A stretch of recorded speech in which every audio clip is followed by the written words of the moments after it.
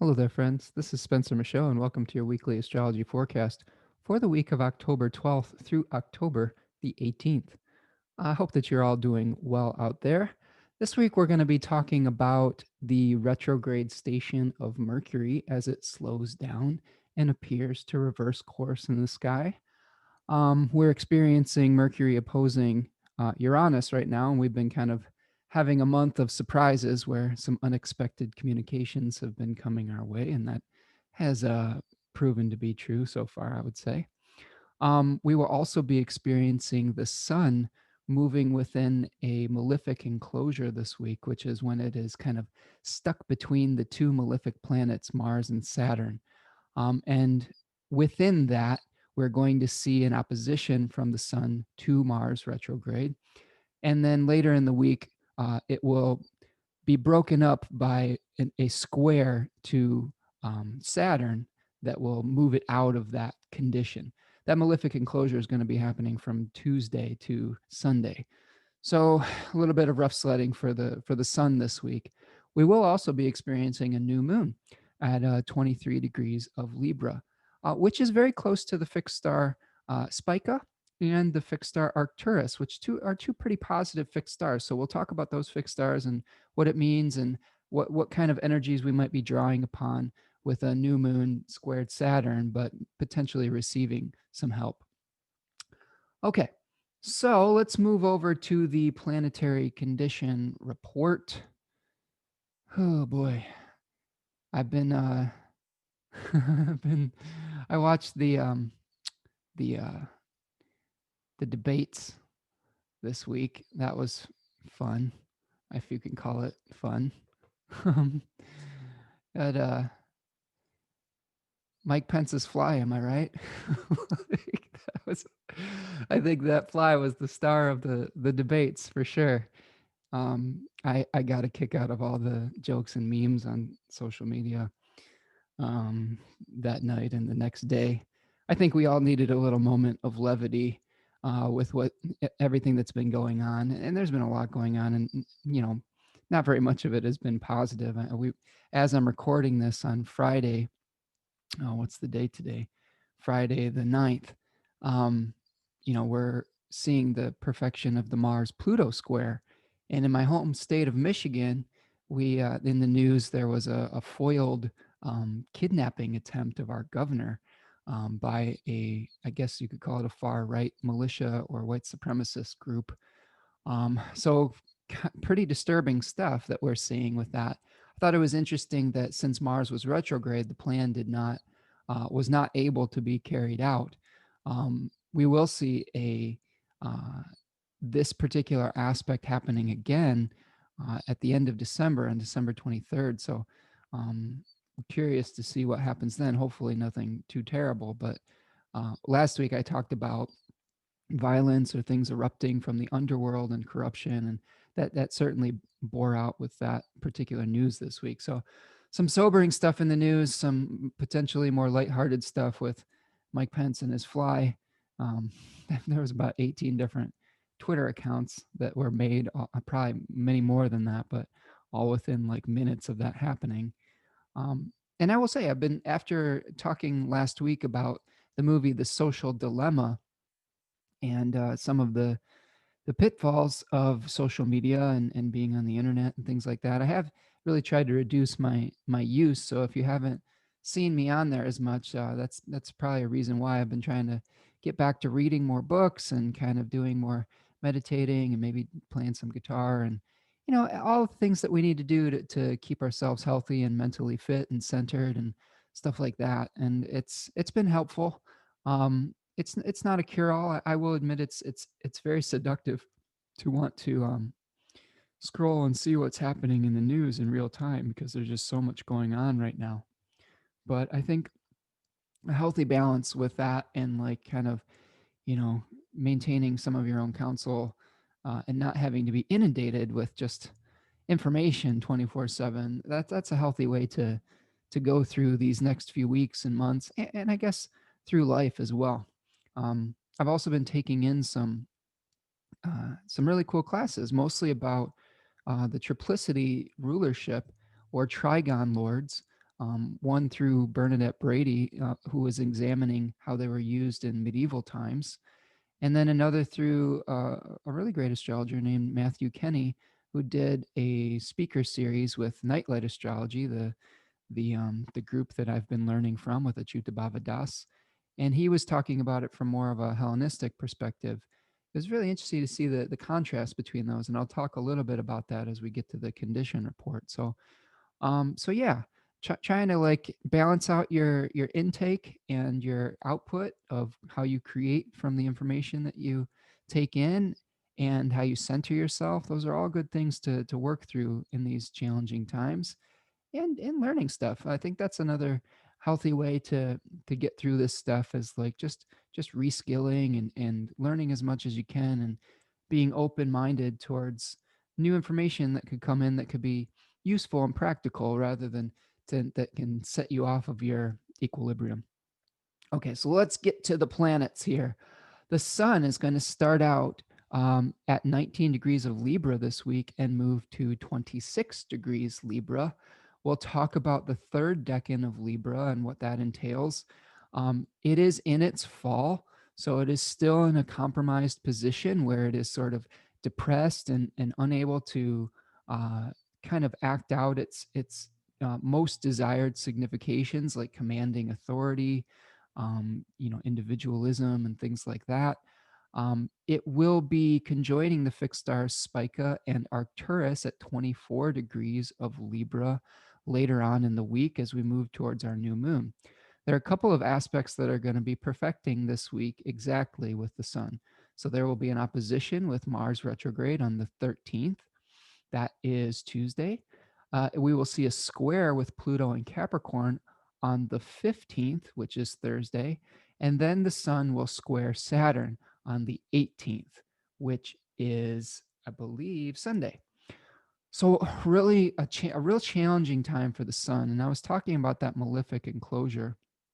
And you can see here, malefic enclosure, it's basically when you have the sun making an aspect to, is in between aspects of the malefic planets.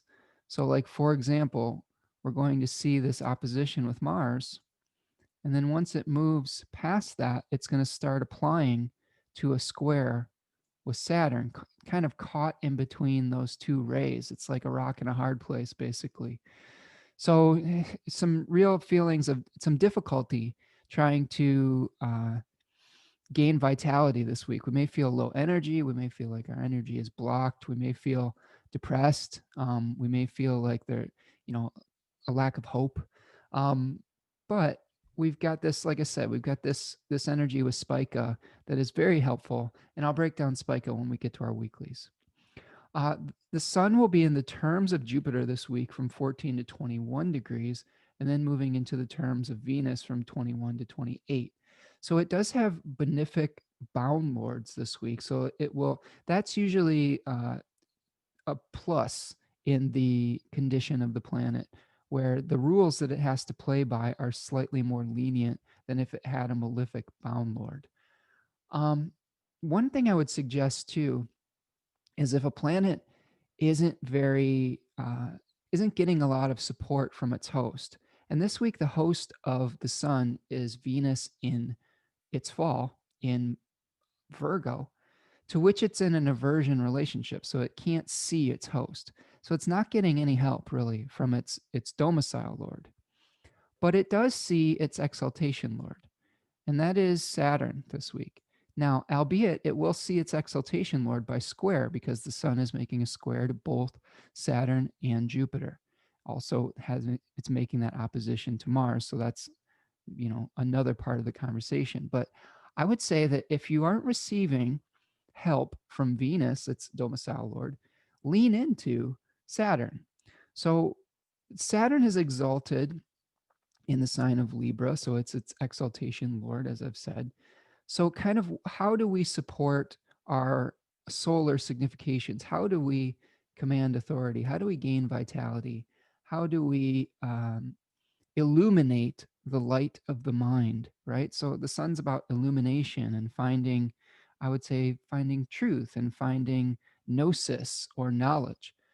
Well, we have to lean into Saturn, which is about, kind of uh, honoring contracts and the bonds that we have with one another, um, being very sober, doing the necessary work that needs to be done, whether we like it or not. Um, a lot of times we can lean into Venus when the sun is in Libra, trying to create harmony and trying to create unity with one another and beauty, but that's not really supported at this time. Um, we're going to have to kind of do the hard work. We're going to have to kind of mature and tap into kind of our ancestor selves, right? Our grandparent type selves, where we're, maybe trying to put down our battle gear and kind of do things from a perspective of experience, rather than youthful impetuousness. And I think that's what's going to serve us well with the position of the sun this week. So let's move forward to Saturn and talk about its condition. Saturn is in Capricorn. It is in the 26th degree, and it will show up as 25 Capricorn on your chart. It is very slow right now. It is still picking up steam after going direct. It will make a square with the sun on the 18th of October.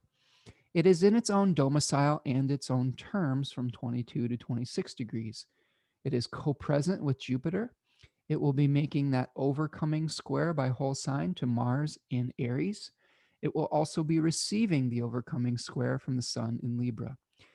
It will be making positive contacts with both Venus in Virgo and Mercury in Scorpio. It will be making a trine to Venus and a sextile to Mercury. And it's its own host, so it is being able to draw upon its own resources. So Saturn really is the planet that's in the best shape of any of the planets right now. So when you see a planet that's in good shape and able to draw upon all its good stuff, and that good stuff is debatable with Saturn. I mean, if we think about it from the way that the Greeks thought about it in their philosophy, it's not necessarily a value judgment with good and bad. Or if we think about it in more of a Taoist type of perspective, they're really just cycles. And the energy that's supported this week is the energy of contraction, the energy of decay, the energy of um, binding, and the energy of uh, the the season that is about eliminating things from that aren't serving us anymore. So we've got to lean into that. This isn't the greatest time to start a number of new things, even though we have a new moon.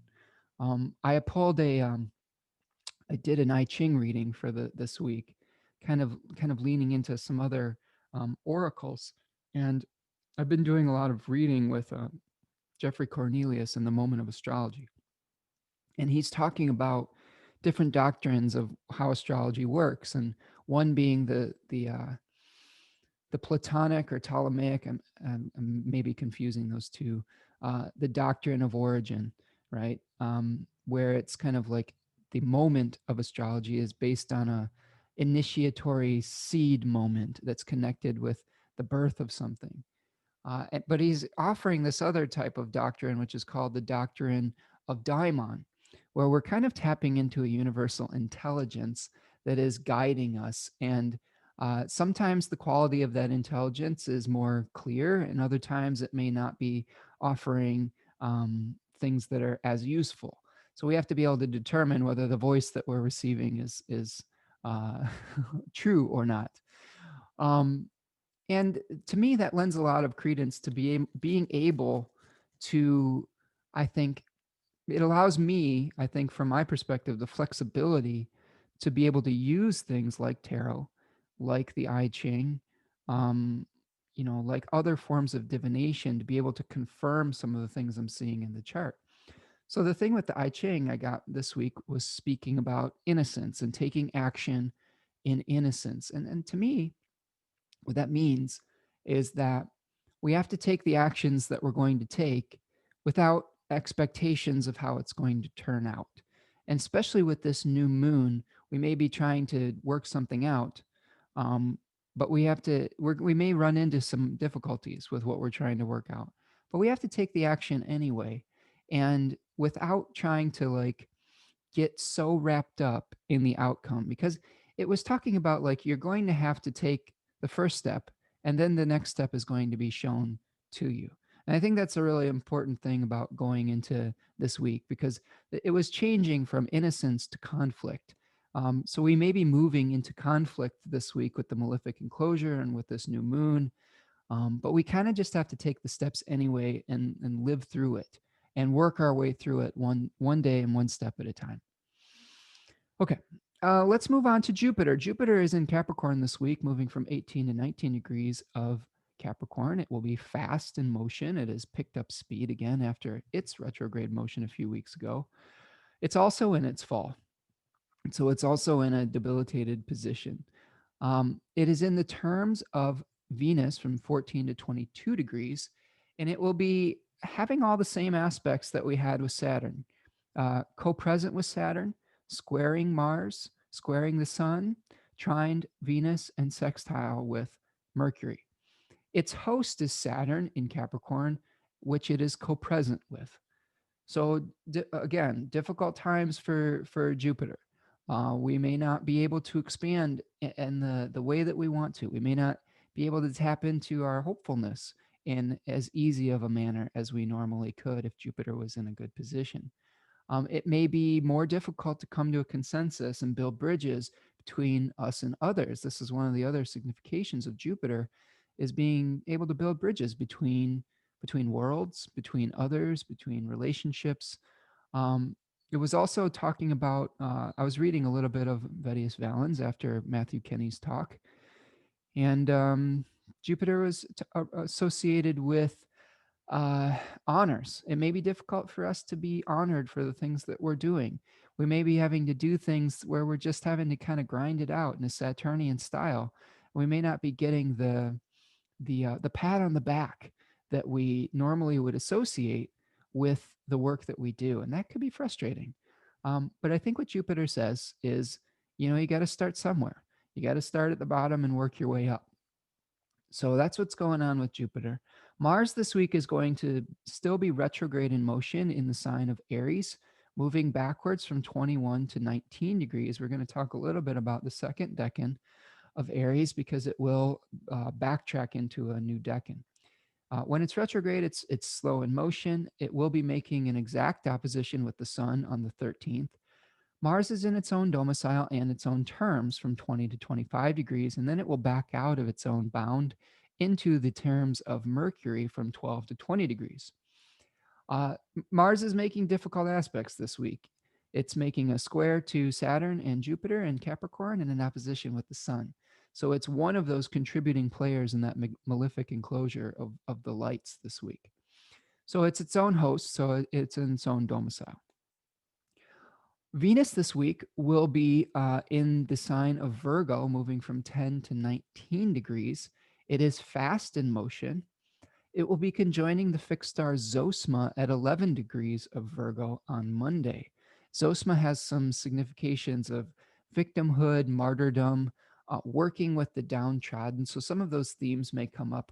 ZOSMA was the star in Leo that was in the back. So it's difficult to ride on the back of a wild beast like Leo. So that's part of the reason we have some difficult significations with that particular fixed star. Venus will be making a few exact aspects. It will be making an exact sextile with Mercury on the 12th of October, which is Monday. And it will also be making an opposition with Neptune on the 18th, which is Sunday.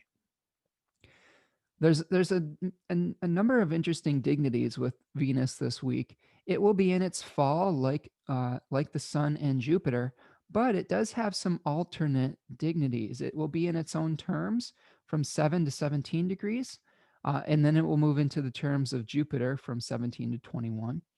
But it does have triplicity or trigon rulership of the Earth signs by day, and it also has face rulership in the second decan of Virgo. So I just got done doing a lot of research and learning a lot about this with Brady and Kenny. And the thing about Venus this week is we may be going through difficult circumstances with Venus or wherever Venus is placed in your particular chart. But we maybe have the support of our peers, or the support of our community, or of our guild, or of the winds. That was a way that the Hellenistic authors thought of it, and the way that Matthew Kenny so eloquently described it was having the wind in our sails. So it's like we're going through difficult circumstances, but we've got some friends along for the journey that we may be able to reach out to for support. So, look to Virgo, look to the house that Venus rules, Libra and Taurus, where you may be able to receive some support also. Okay, so there is sort of a mitigating factor with Venus this week, even though it is in its fall as well. Venus will be making a whole sign trine to Saturn and Jupiter in Capricorn. And again, it will be sextiling Mercury in Scorpio. The host of Venus this week is Mercury. And Mercury is in Scorpio, and it is about to station retrograde. So Mercury is slowing down. It is able to see its host, but its host is about to go into a circumstance where it is reviewing things, and where it's slowing down, and it's not able to bring things into being as well as it normally would. It is sextile its host, so that is a positive condition. So let's move forward to Mercury. Mercury will be in Scorpio, slowing down to station retrograde on the 13th, or Tuesday. It will then move backward from 11 to 9 degrees of Scorpio. It will be on its own terms from 11 to 19 degrees, and then back out into the terms of Venus from 7 to 11 degrees. So there is kind of this exchange of bound lords too between Venus and Mercury, as well as we move forward through the week. Mercury will be making a whole sign sextile to Saturn and Jupiter in Capricorn, as well as Venus in Virgo. The host for Mercury this week is a retrograde Mars in Aries. Now, it is in aversion to that host, which means it is unable to see it. But we do have a condition called like ingirding, where Mercury is in one of the houses that its host rules. So Mars rules both Aries and Scorpio. So there are some traditional authors that say that there's some kind of secret ability for Mars to provide resources for Mercury when it's in one of the other houses that it rules. So keep your eyes peeled for that. Mercury may not be completely in the dark when it comes to resources. Although I will say Mars is retrograde, excuse me. So this is kind of it's difficult. There may be some challenges with our communications and the way that we are trying to create consensus and exchange information. Mercury in the first and second decan of Scorpio talks about really deep bonds, especially in that second decan of Scorpio. Austin Coppock called that decan an apparatus for mutual distillation, where we're kind of exchanging energy and for better or for worse. So this is the kind of energy of like echo chambers. So we have to be careful not to get into an echo chamber where we're only exchanging ideas with people that we agree with, or people that potentially could be exacerbating some of the more negative tendencies we could have, and more negative thought processes we could have. I think we saw that play out with like this, foiled kidnapping attempt with the governor of Michigan. There was a group of people that probably were on social media sites that, through the algorithm that I described last week, and through the system itself only showing them certain types of information, it probably brought their anger to a fever pitch. And because they were only probably communicating with other people of like mind, that mutual distillation became a poison. Okay, so it also works in the opposite way too. If we surround ourselves with people that are good for us and positive and cheerleaders, and are bringing out the best in us, that can be useful. Although I will caution you that a lot of the times we feel like we're the heroes of our own story. So I think on some level these Michigan militia folks did not think of themselves as uh, you know, enemies. Okay, they didn't think of themselves as villains. They probably thought of themselves as heroes and patriots and the heroes of their own story. And even though we can see as a society that their violence would have led to something very bad, something very corrupt, uh, because they were, building each other up to be the hero of that story, that may have led them down a path that led to a lot of ignorance. And so I would really caution you to get multiple opinions. Check in with people in your life.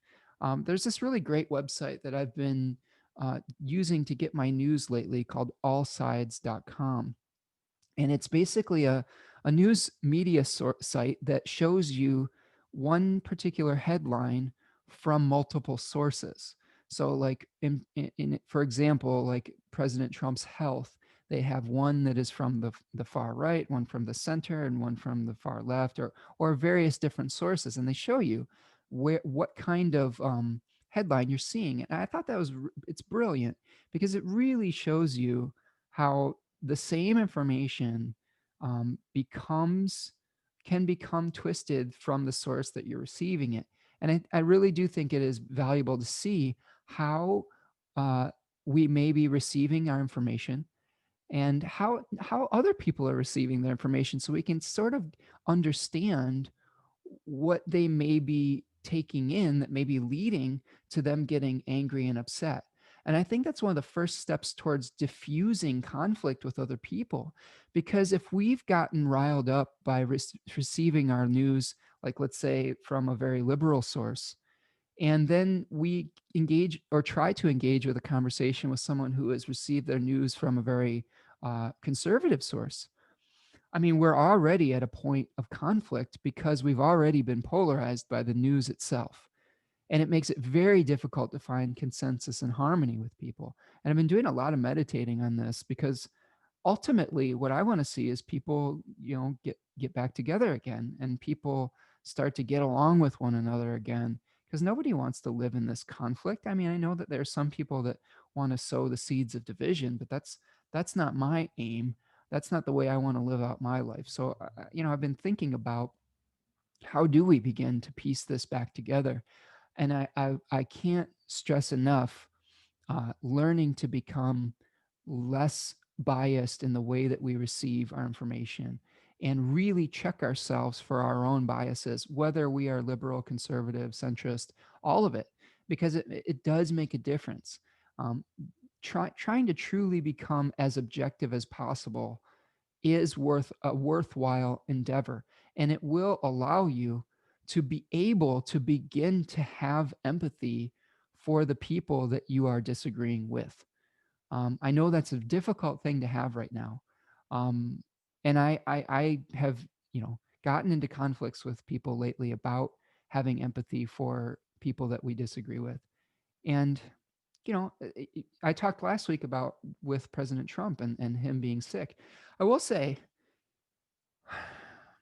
that gentleman makes it very difficult to have sympathy for, um, because of his continued actions, uh, as far as the hubris involved. I It's tough. I began the week feeling like it's tough for anyone to be sick. I don't wish ill health on anyone because it is difficult to just our shared humanity, really. But when somebody really tries to uh, the difficult part that was for me as I move forward through the week was seeing him. My hope, my maybe naive hope, was that maybe that experience would humble him and would help him to have compassion for other people. And it kind of played out that it really didn't, and that he just basically uh, did not follow a lot of the advice of medical professionals, left the hospital early, continued to expose his staff and the people around him to the virus, which is very selfish and very dangerous. And that's very frustrating from someone who is really reaching hard for compassion for people that I disagree with. But I can really see the arguments now of people that are like, I don't feel sorry for him, because he continues to like put other people in danger and to say things like, don't take the virus seriously and it's not that bad, which puts other people at risk. And I can really see the perspective of people that were like, you know what, I don't feel bad for this guy because he just continues to endanger other people's lives. And I, I I agree with that perspective at this point. Um, and I wish he would just stop. I wish he would. Uh, I don't know. I wish we could all just kind of, figure out a way to respect one another and respect one another's health and one another's viewpoints and things like that without putting each other in danger. And I think that's the key. Like, if our belief systems start to endanger other people, we really have to examine that belief system and maybe begin to shift it. It's one thing to have freedom of thought and freedom of action, but we live in a society where we have to have some sort of agreed upon realities so that we're not putting each other at risk.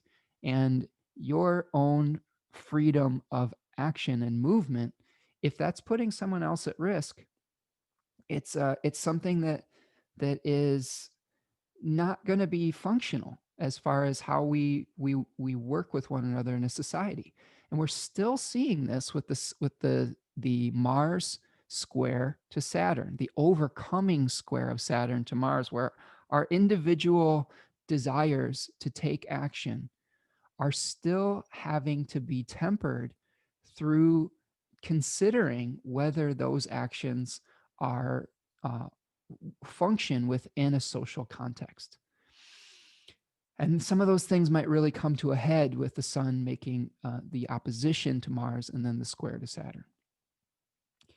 All right.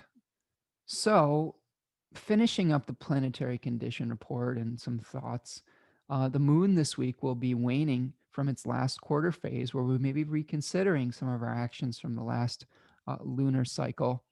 And it will then become new again on Friday the 16th. It will then begin to wax and we'll get to, the end of the new moon phase, but we aren't going to reach another eightfold, like Dane Ridyard type lunar phase by the end of the week. It will still be the new moon phase. The moon is moving fast this week, as you can see in our little cheat of putting the black moon Lilith or the lunar apogee here in the chart and seeing if it's far away or close to that point. When the moon is far away from the lunar apogee, it's moving quickly.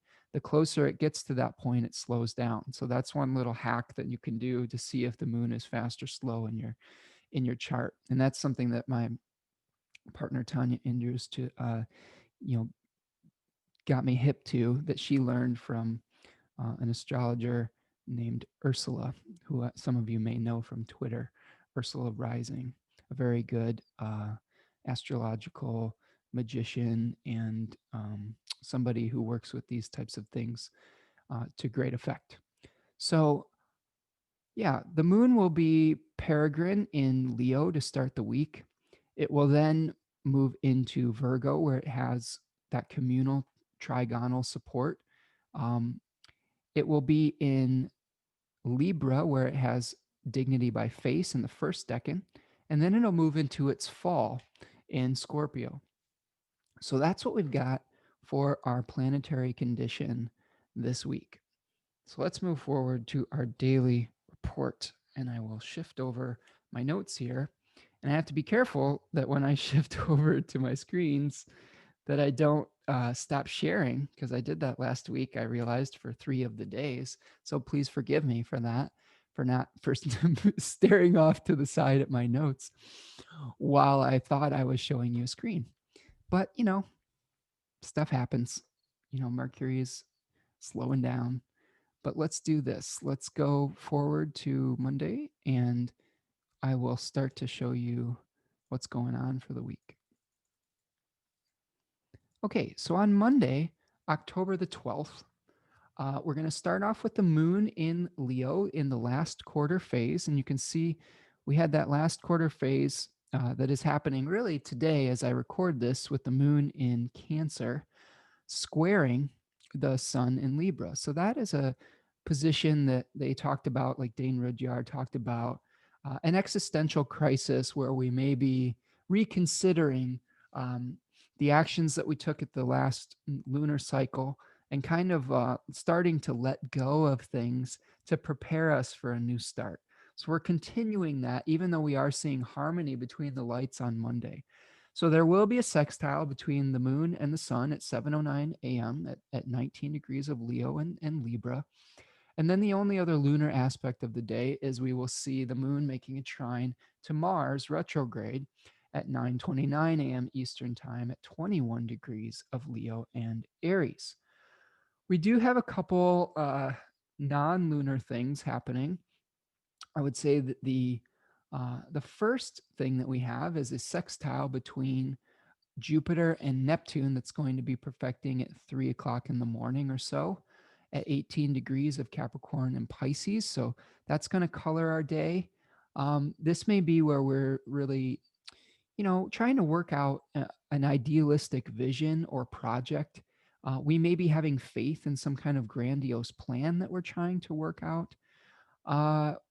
We have to be careful that we don't over idealize the blueprints that we're working on. And I say blueprints because the second decan of Capricorn shows three figures working together to build something grandiose, like a pyramid. And that's what Austin Coppock calls this decan, the pyramid.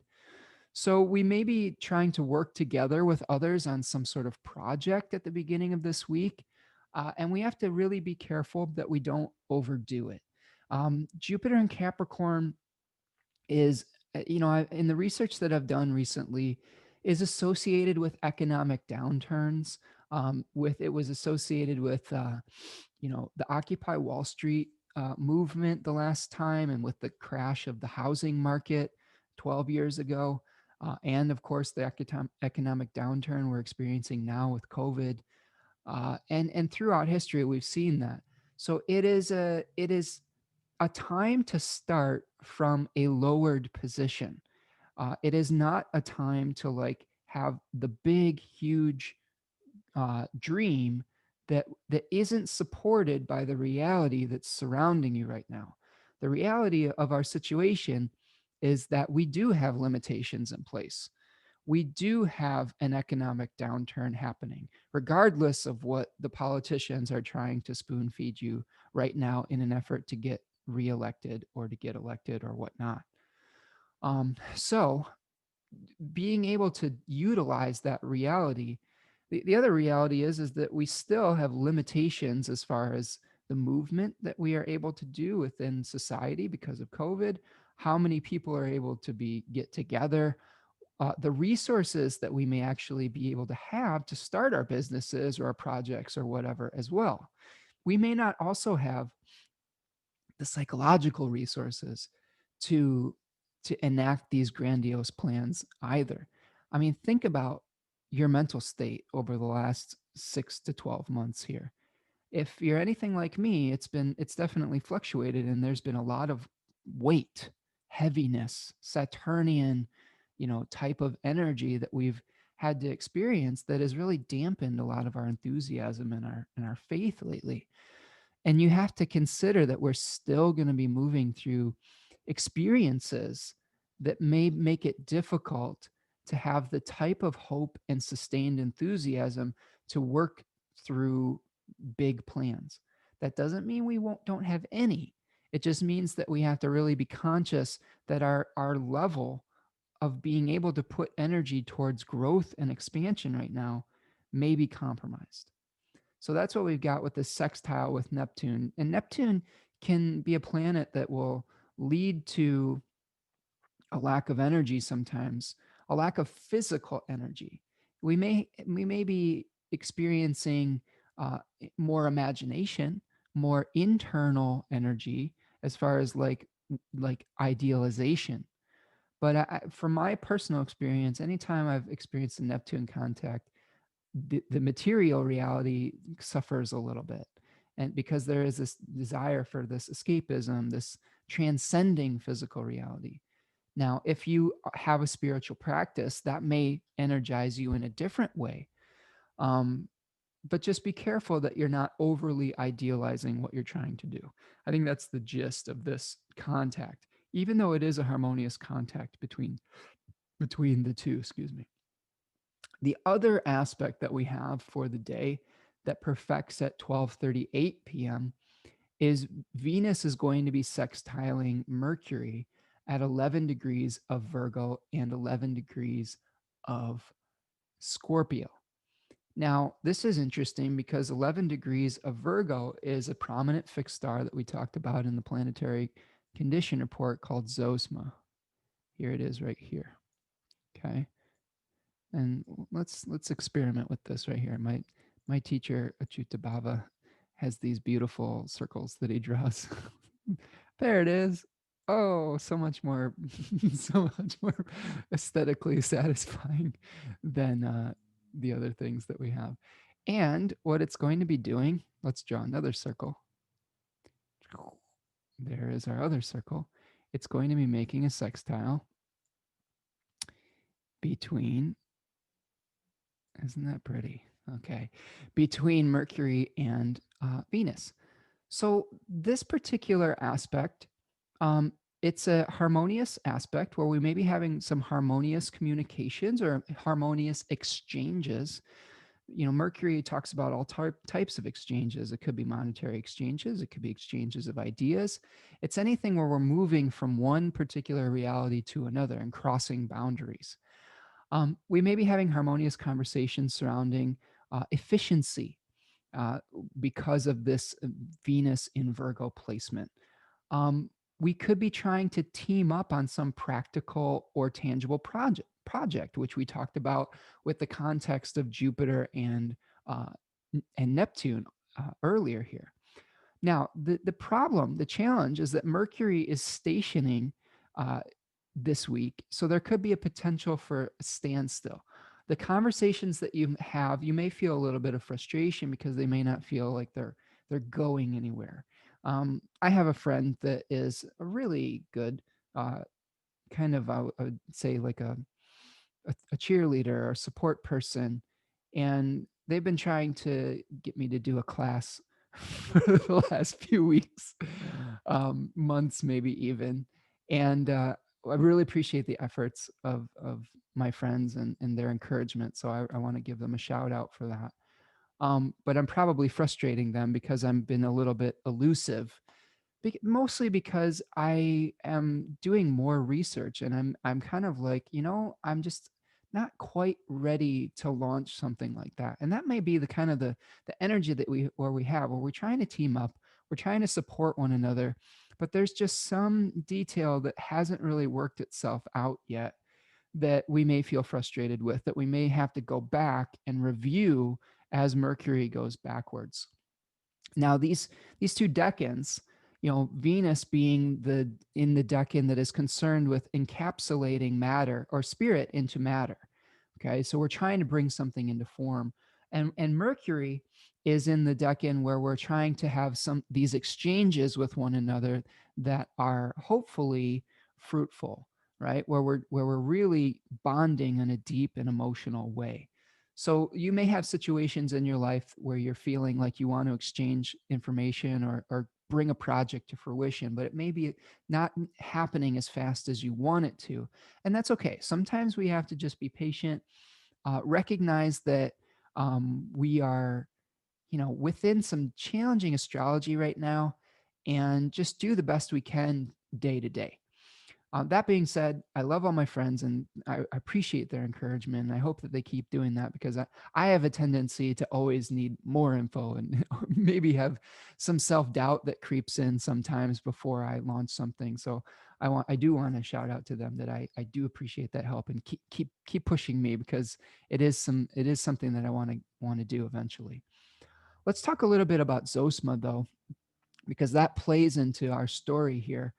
ZOSMA is let's switch over briefly here, and I'm going to get rid of my annotations, my beautiful shapes that I have here.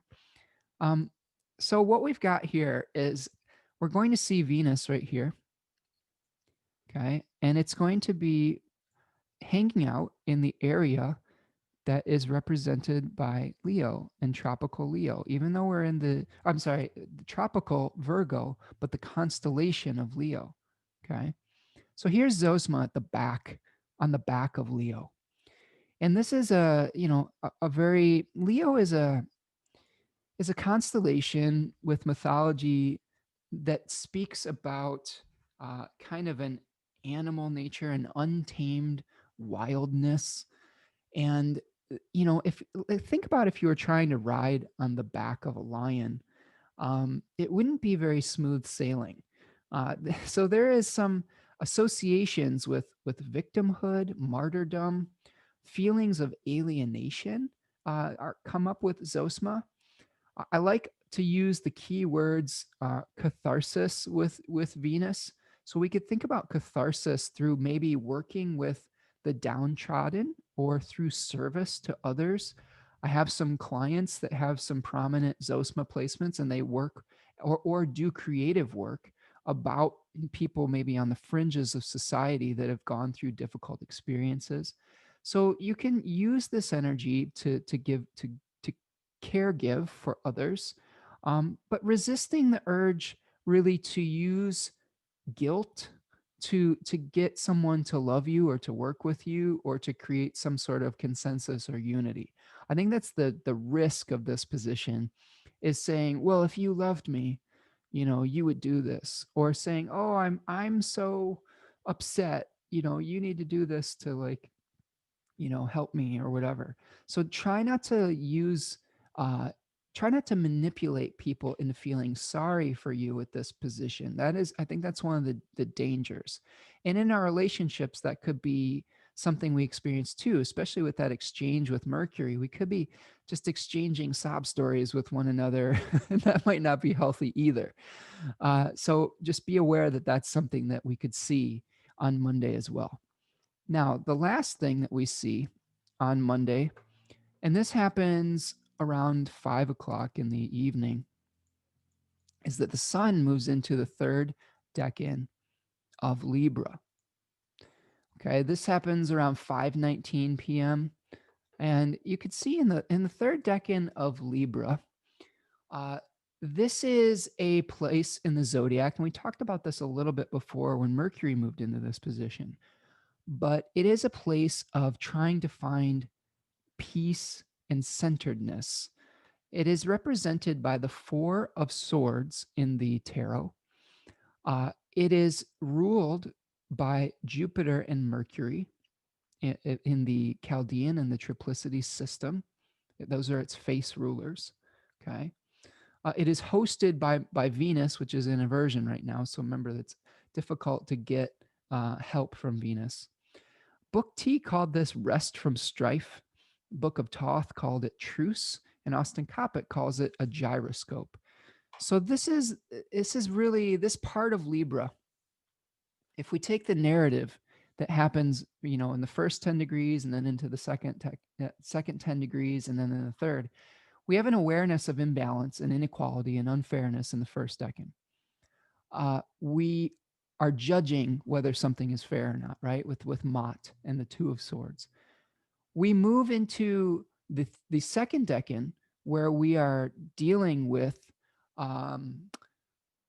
trying to understand the contractual agreement that we are a part of, and potentially try to rebalance it and think about the bonds that we have, where we are either recommitting to certain bonds that we have or severing ties. Okay, so there is some heartbreak associated with second decan of Libra too, because it is a place of the zodiac where, Vindamatrix, the Widowmaker, is, where we are, severing some ties. I believe that particular decan is I think it's Mars ruled. Don't quote me on that. It may be Saturn. It may be double Saturn. Let me see. I want to be clear on this. Yeah, but anyway, let's move on from that, so I don't have to kind of bore you with getting overly technical. Hold on a second. This is actually going to bother me.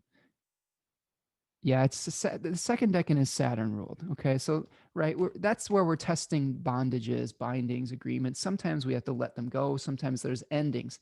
Saturn is associated with endings as well and with death. So it's natural that we may end some of our commitments when the sun is in that second decan. Now, when we move into the third decan, it's like we've gone through and we've figured out what needed to stay and what needed to go, and we have this rest period. And it doesn't mean that there's complete peace around us. It means that we may have found that equilibrium point within ourselves. Okay, so that is key, because this week is going to be tumultuous. The sun is in that malefic enclosure starting on Tuesday. And what we're going to need to do with our awareness, with the lights of our minds, with the to create vitality, okay, is to find that peaceful center, the hub of the wheel. Okay, remember with astrology, we have this wheel that's going round and round, but it's going around a center.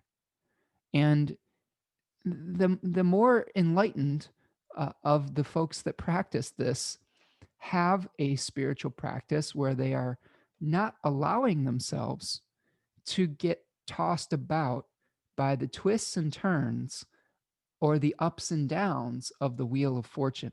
If you think about this zodiac as a wheel of fortune, sometimes we're at the top, sometimes we are being honored for what we do, right? Sometimes we are at the bottom. All right. So sometimes we've got, honors for what we're doing. Other times we're hidden away from society and nobody knows what we're doing, and we're just grinding away behind the scenes sometimes with the sixth house here. Other times we're just taking a rest in the 12th house. Sometimes we're questioning, why we're doing what we're doing if we've got some ninth house stuff going on. So there's all sorts of different ways to be. And at this particular time, we just can't get uh, fixated on what part of the wheel that we're at. Because as a society, right now, we're kind of in the doldrums where there's all sorts of chaos happening around us. There's a new news story every single day that could potentially threaten to throw us off of our equilibrium. And what we're being asked to do is maintain that center despite all of the events that are circling around us. Now, that may look different for everybody. Maybe it looks like you meditate in the morning. Maybe it looks like you are committed. Remember what we're doing with the sun. Because it's an aversion to its host, Venus, we want to lean into Saturn. We want to commit to something. We want to do the hard work. We want to do something that may not be always fun, but we have to do it. And Saturn is also associated with hermits, hermeticism, getting away from it all sometimes, isolation. We may have to isolate on some level. And maybe if it's just isolating from all the noise in the collective right now, because there are particular times where the collective is much noisier than at other times. And the leader that we have right now in America is one of the noisiest leaders that we've ever had, probably in the history of time. And he's constantly adding more and more, I don't know. He's adding noise to the collective.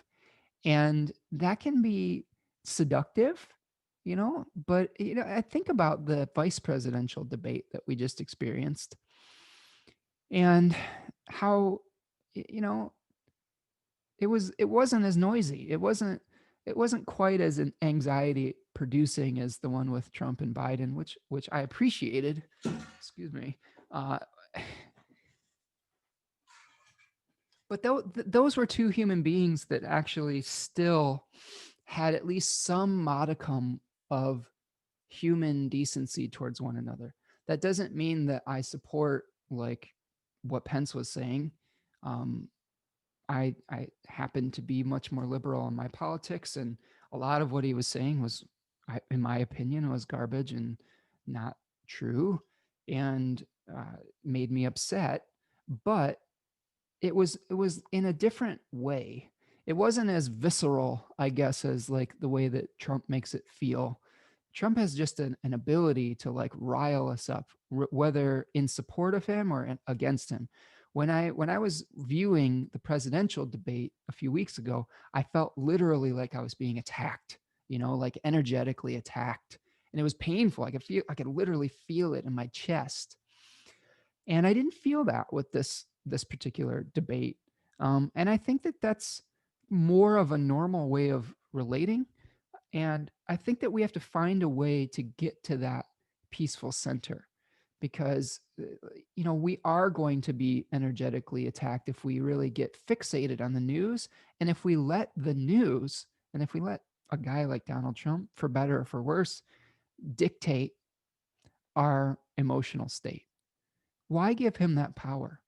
Why give anybody that power? I mean, I think that's really the key.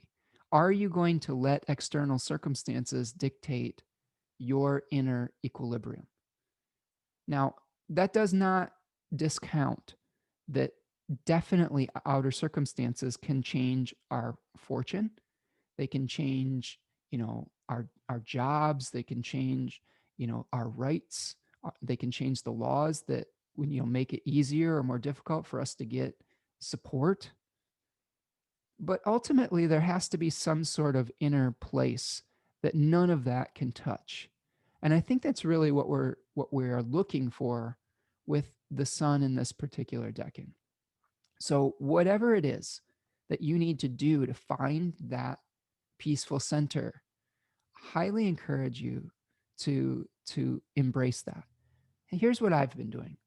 I've been limiting my exposure as much as I can, because it's seductive, I will say, especially with all these things happening. We're kind of on like, presidential COVID watch and all, election watch right now. It's seductive. It's a time where there are important things that are happening in our society. And I do think it is important to be informed, but to a certain degree. There has to be boundaries and limits around that. Okay. Remember Saturn, creating boundaries, healthy boundaries right now. So to me, that looks like I'm going to limit the time that I scroll through the news. I don't have to be on my phone all day long. I can put my phone down. I can read a book. I can be in my own headspace. I can go and take a walk and get some exercise. Okay. I can choose not to get notifications on my phone. I can say I'm not going to read the news after a certain time at night. That's a big one. I know a lot of my friends out there have been having trouble sleeping because they'll read a news story late at night and they'll just be chewing on it. I was guilty of doing that for a long time too. But now I'm kind of like, you know what? 8:30 rolls around. I am not checking the news. I don't care if something big happens. I can learn about that in the morning, and that will help me sleep better. I've also just stopped really, engaging with my screens and started to pick up a book at about 8 o'clock as much as I can. Sometimes I want to have some conversations with some people that I know, or have some interactions with groups I'm a part of. But for the most part, shutting down from technology at a certain point in your day, or not engaging with your technology or the news before you do some of your ritualistic, healthy health promoting things in the morning too. Maybe you have a rule that you don't check your phone until 10 a.m. or something like that, and you don't check it after 8 p.m. That's going to give you the strength to be able to deal with the changes that are happening in real time right now.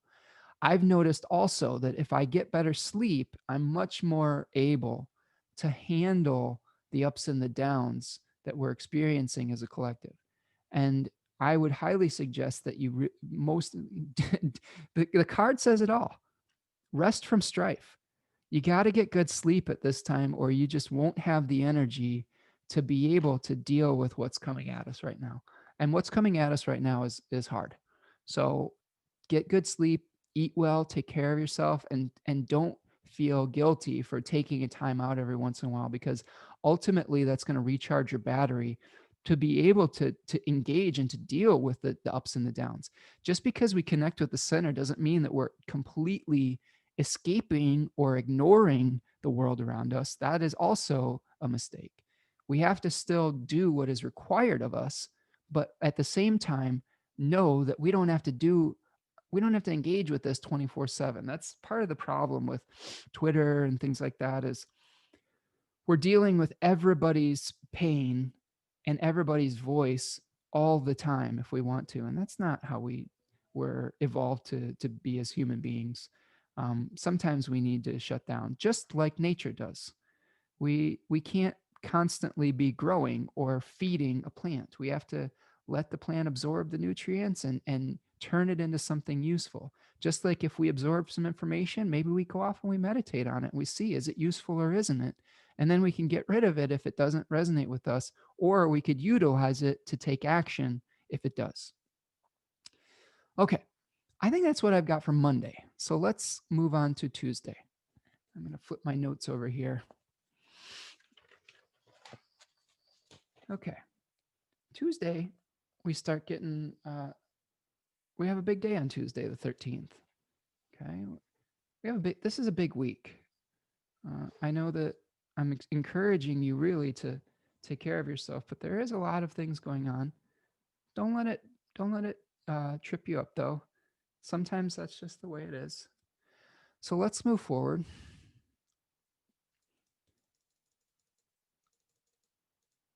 So on Tuesday, October the 13th, the moon starts out in Virgo at 12:55 a.m. or moves into Virgo at 12:55 a.m.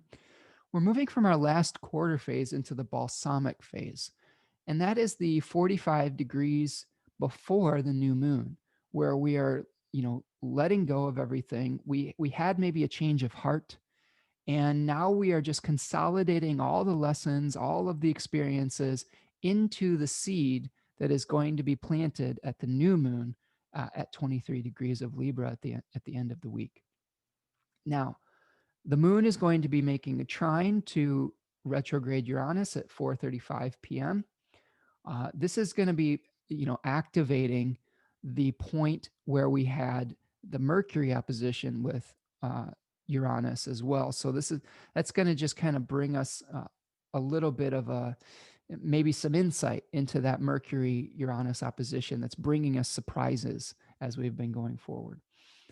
Mercury will then sextile the moon at 8:19 p.m. at 11 degrees of Virgo and Scorpio. Okay, so this is, the last contact, I believe, that we receive before Mercury goes retrograde. And then at 10:54 p.m., the moon will conjoin Venus at 13 degrees of Virgo. So 2 other non-lunar things happening on Tuesday. The first thing that we have to unpack is that Mercury will be slowing down and stationing retrograde at 9:04 p.m. So Mercury has been in its shadow. That's the point where it's going to retrace its steps. Since September the 23rd, it moved into its shadow at 25 degrees of Libra. So if you think back to all the things you've been dealing with mercurial-wise, okay, any communications, any commerce, and exchanges that you've been involved in, go back to the 23rd of September and recognize that you may be revisiting some of those exchanges, especially in the house that is ruled by Scorpio in your chart and that is ruled by Libra. Okay, so go back and look at those areas and those topics of your life to see where some of the changes may be coming, or some of the revisions, some of the movement may be happening, or lack of movement. Okay, so Mercury will go through a couple of interesting phases during this retrograde cycle. Okay, the first thing that happens is on the 18th of October, Mercury is going to move under the sun's beams. So now we have Mercury moving backwards, okay, against the grain of the zodiac in primary motion, the motion of the sun, that is more like the motion of the divine. Okay, we have secondary motion in zodiacal order is related to the moon, where forms come into being and pass out of being. this divine motion is more about like kind of like the cosmos is in control. The planet isn't necessarily in control anymore. These are divine course corrections. These are things where we may have a desire to move forward with something related to that particular planet, but there may be a detail that we missed that we really have to go back and is being corrected before we can move forward a more in a way where we have a greater awareness of maybe spirit or something of that nature. So Mercury is going to move under the sun's beams on Sunday the 18th. That means that it becomes invisible. And you can think about this as Mercury going into the underworld. So it becomes invisible. It's about to have a Kazemi moment where it conjoins the sun on the 25th of October at 2 degrees of Scorpio. So that's when then where Mercury is like in the furnace of the divine, where it is gaining knowledge. It's being infused with vitality and power for its next cycle. It's a rebirth of Mercury. So it's going into the underworld to retrieve something. That is Mercury's role as the psychopomp. It's leading the soul into the underworld, right? So it's leading us into the underworld of our lives. And with Scorpio, we may be really going deep with this. This is Mercury and Scorpio psychopomp as we're going really into the depths of our minds, of our subconscious, and really trying to find the valuable information and the valuable skills that we need to be able to move forward. And it may necessitate letting go of some things since Mercury is in a Mars ruled sign. It is the nocturnal domicile of Mars, Scorpio is. And it may also be about examining how we are merging our consciousness with one another and if that is healthy or not. Okay, so we're really going to be examining some of the deep unions that we have that are bonded unions, and are they really serving us? And we can also think about desire with Scorpio. Are the things that we desire healthy for us? This axis with Taurus and Scorpio, I think that we desire material things in Taurus, and we're really like, Venus is in her own temple where she lets things come to her and like is adorned with all these things. Venus is in her exile in Scorpio. Okay, so I know we're talking about Mercury here, but let's think about how we can think about Scorpio. Desire is not necessarily we're not allowing things to come to us. We're pursuing stuff in Scorpio. We may be pursuing things that aren't necessarily good for us. So I think if we think about this seasonally too, that Scorpio period of time is when, at least in the northern hemisphere, we're letting go of things, where things are in a state of decay. So if we think about it from maybe a psychological perspective, Scorpio may be an area of the zodiac where we're learning to let go of unhealthy attachments. And you can see this in that first decan of Scorpio card, where a figure is mourning the loss of something, but realizing that there's something, he still has something behind him. He still has those 2 cups if he'd only shift towards gratitude. And maybe it's, we're mourning the loss of a habit or an association that wasn't healthy. And if we shifted perspective and found that gratitude for the people in our lives that still remain after we've eliminated what was unhealthy, that can lead us to that path of fulfillment. Okay. And Mercury is going to retrograde back into this 5 of Pentacles area, the first decan. So we may have to be revisiting some things that we thought we let go of that we maybe really didn't, that we kind of like made the first overtures to like let go of something, but we may be having to revisit some of those losses to really process them so that we can integrate that knowledge and maybe truly leave some of those attachments behind. Okay, because sometimes that's where the suffering comes from, is being too attached to something and being unwilling to let go of it. I think what Mars really does well in Scorpio is sever attachments from things that aren't good for us. I think that's part of its job there. Mars severs. Mars, helps us to get rid of things. Okay. In its masculine domicile of Aries, we may be taking action and severing ourselves from others to be able to individuate, to say, this is who we are, right? And we reject what we aren't so we can build a new world and we can build a new identity. In Scorpio, we say this is who we aren't so we can kind of like return, I think, back to a centered place. We say, this isn't good for me. I need to separate myself from this. So that's just one interesting way of thinking of Scorpio. All right, so Mercury is going to Cazimi on the 25th. It is going to station direct on November the 3rd, which is election day at 25 degrees of Libra. So again, a lot of astrologers are predicting that we may not really understand who the president is by the end of election day because Mercury is standing still. And a planet that's stationary is not doing anything. It's just stuck.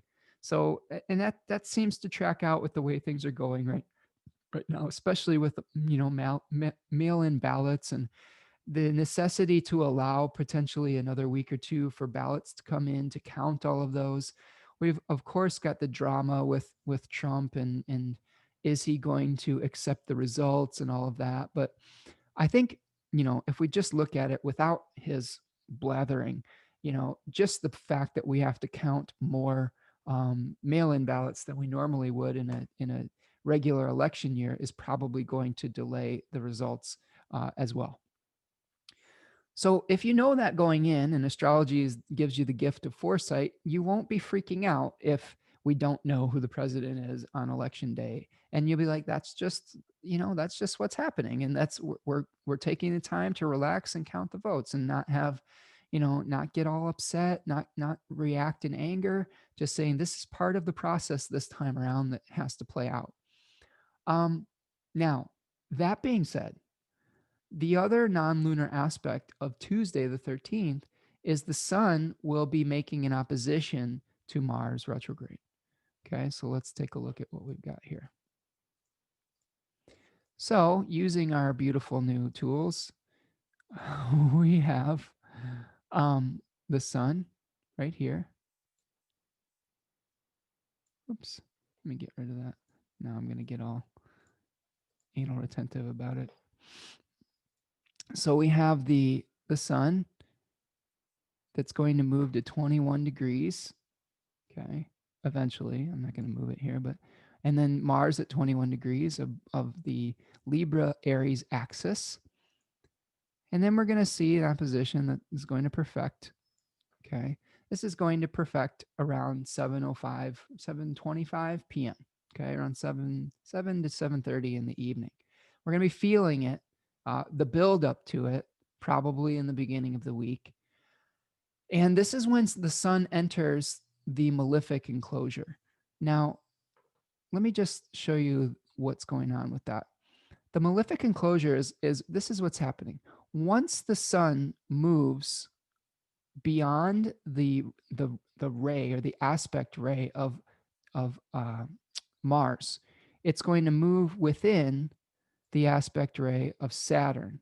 Okay, so it's kind of like Mars is casting a ray behind the sun. Okay, and Saturn is casting a ray in front of the sun, and there is this point here. Okay, where basically it's stuck.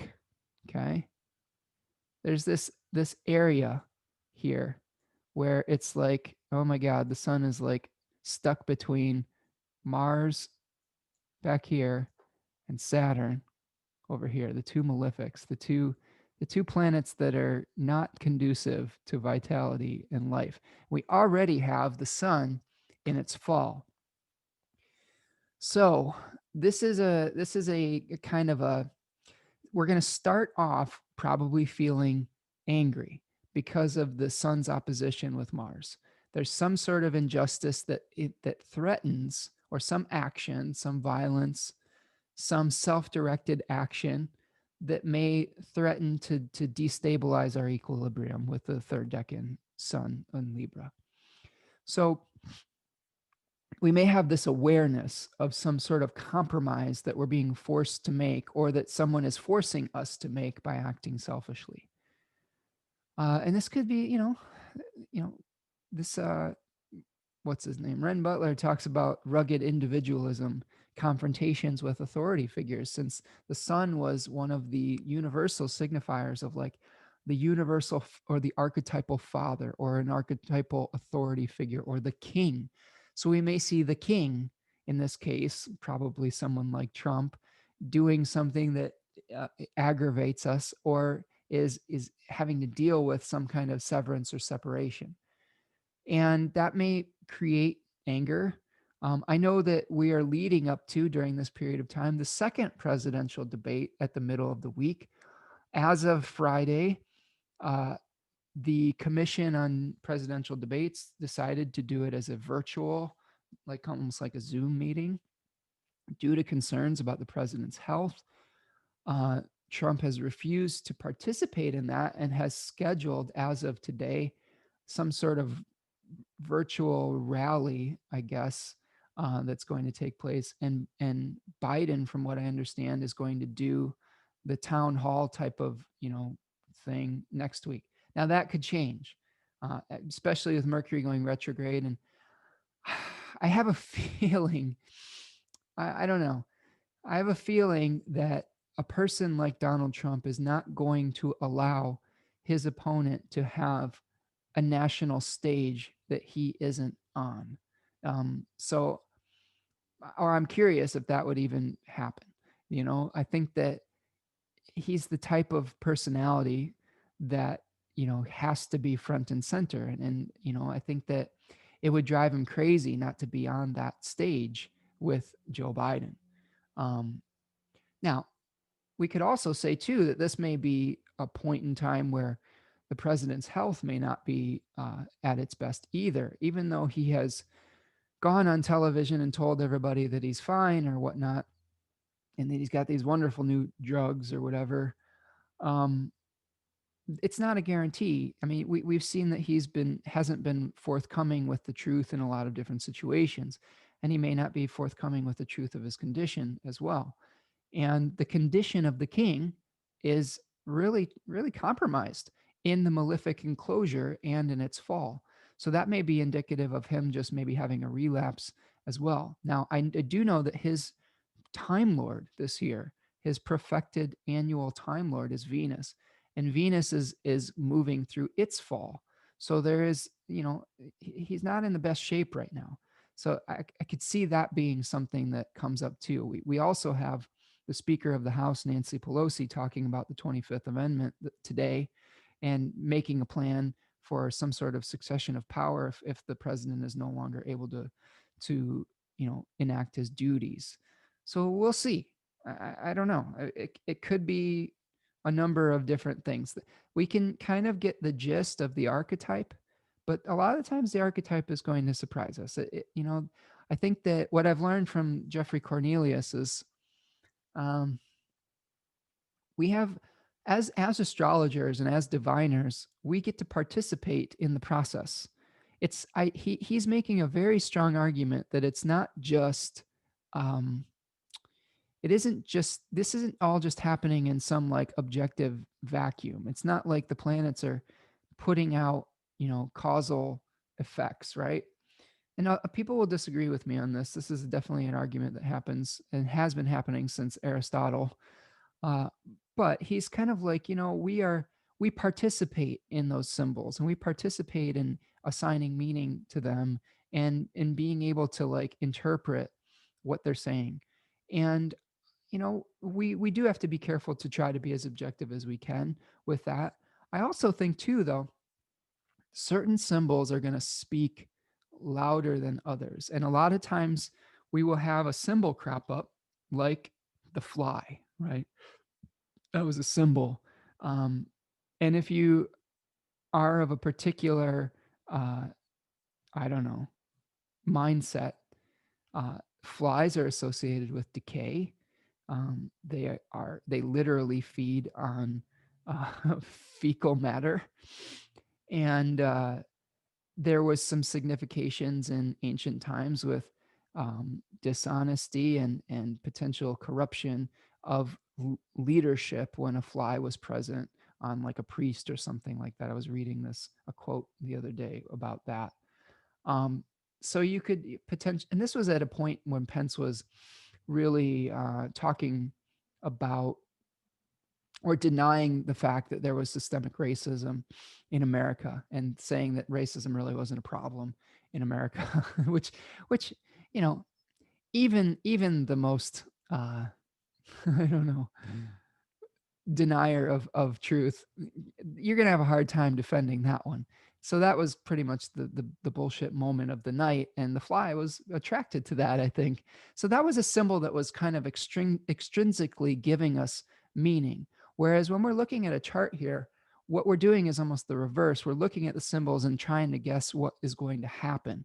So, you know, we have to be careful about that too, because it does, I think it goes both ways in that regard. But again, the malefic enclosure is a really difficult time for the sun. You may really just feel a lack of energy, especially in the house that the sun is in, the Libra house in your chart, or the house that it rules, which is Leo. So look at those two areas to find a place where you may just feel stuck. I'll keep an eye on this because I'm a Leo ascendant, and that's my first house ruler. So we'll see how that plays out. We'll see. So let's move forward. That's what I've got for Tuesday, the 13th. And we'll move forward to Wednesday. Okay. So on Wednesday, October the 14th, the moon starts out in Virgo in that balsamic phase. Again, the sun will start in that malefic enclosure that we talked about on Tuesday. The moon will be making an opposition to Neptune around 7:47 in the AM. It will then trine Jupiter at 8:11 a.m., trine Pluto at 1:55 p.m. Eastern, and then make a trine to Saturn at 6:46 in the evening. So we have a lack of non-lunar aspects on Wednesday, but we are continuing our malefic enclosure of the sun. So it's that feeling of being stuck. We do have trines after we get past the initial opposition to Neptune. So we may start the day off a little bit groggy, but then we may gain some ability to really be a little bit more discriminating in how we use our day, especially with that moon in Virgo. This could be a great day for just weeding through the garbage, weeding through the BS, weeding through all of this stuff that isn't serving us anymore, and getting rid of what needs to go and acknowledging what needs to stay and be preserved. I believe this is the day of the debate, or it should have been. Maybe it was the 15th. I'll have to look that up. Maybe somebody can tell me in the comments. Yeah, I think it's the 15th. So that would be Thursday. That would make sense because that's the time of the new moon. So that's what we've got for Wednesday, just some fairly harmonious aspects, but within the context of that malefic enclosure. All right, so let's move forward to Thursday, the 15th. Actually, the new moon's on Friday, the 16th, so I guess it doesn't matter either way. We're going to have some kind of debate or some kind of presidential experience with a balsamic moon. So the energy level may not be as, I don't know, as heightened as it was at the last one, which was, I believe it was, you know, closer to a waxing moon phase.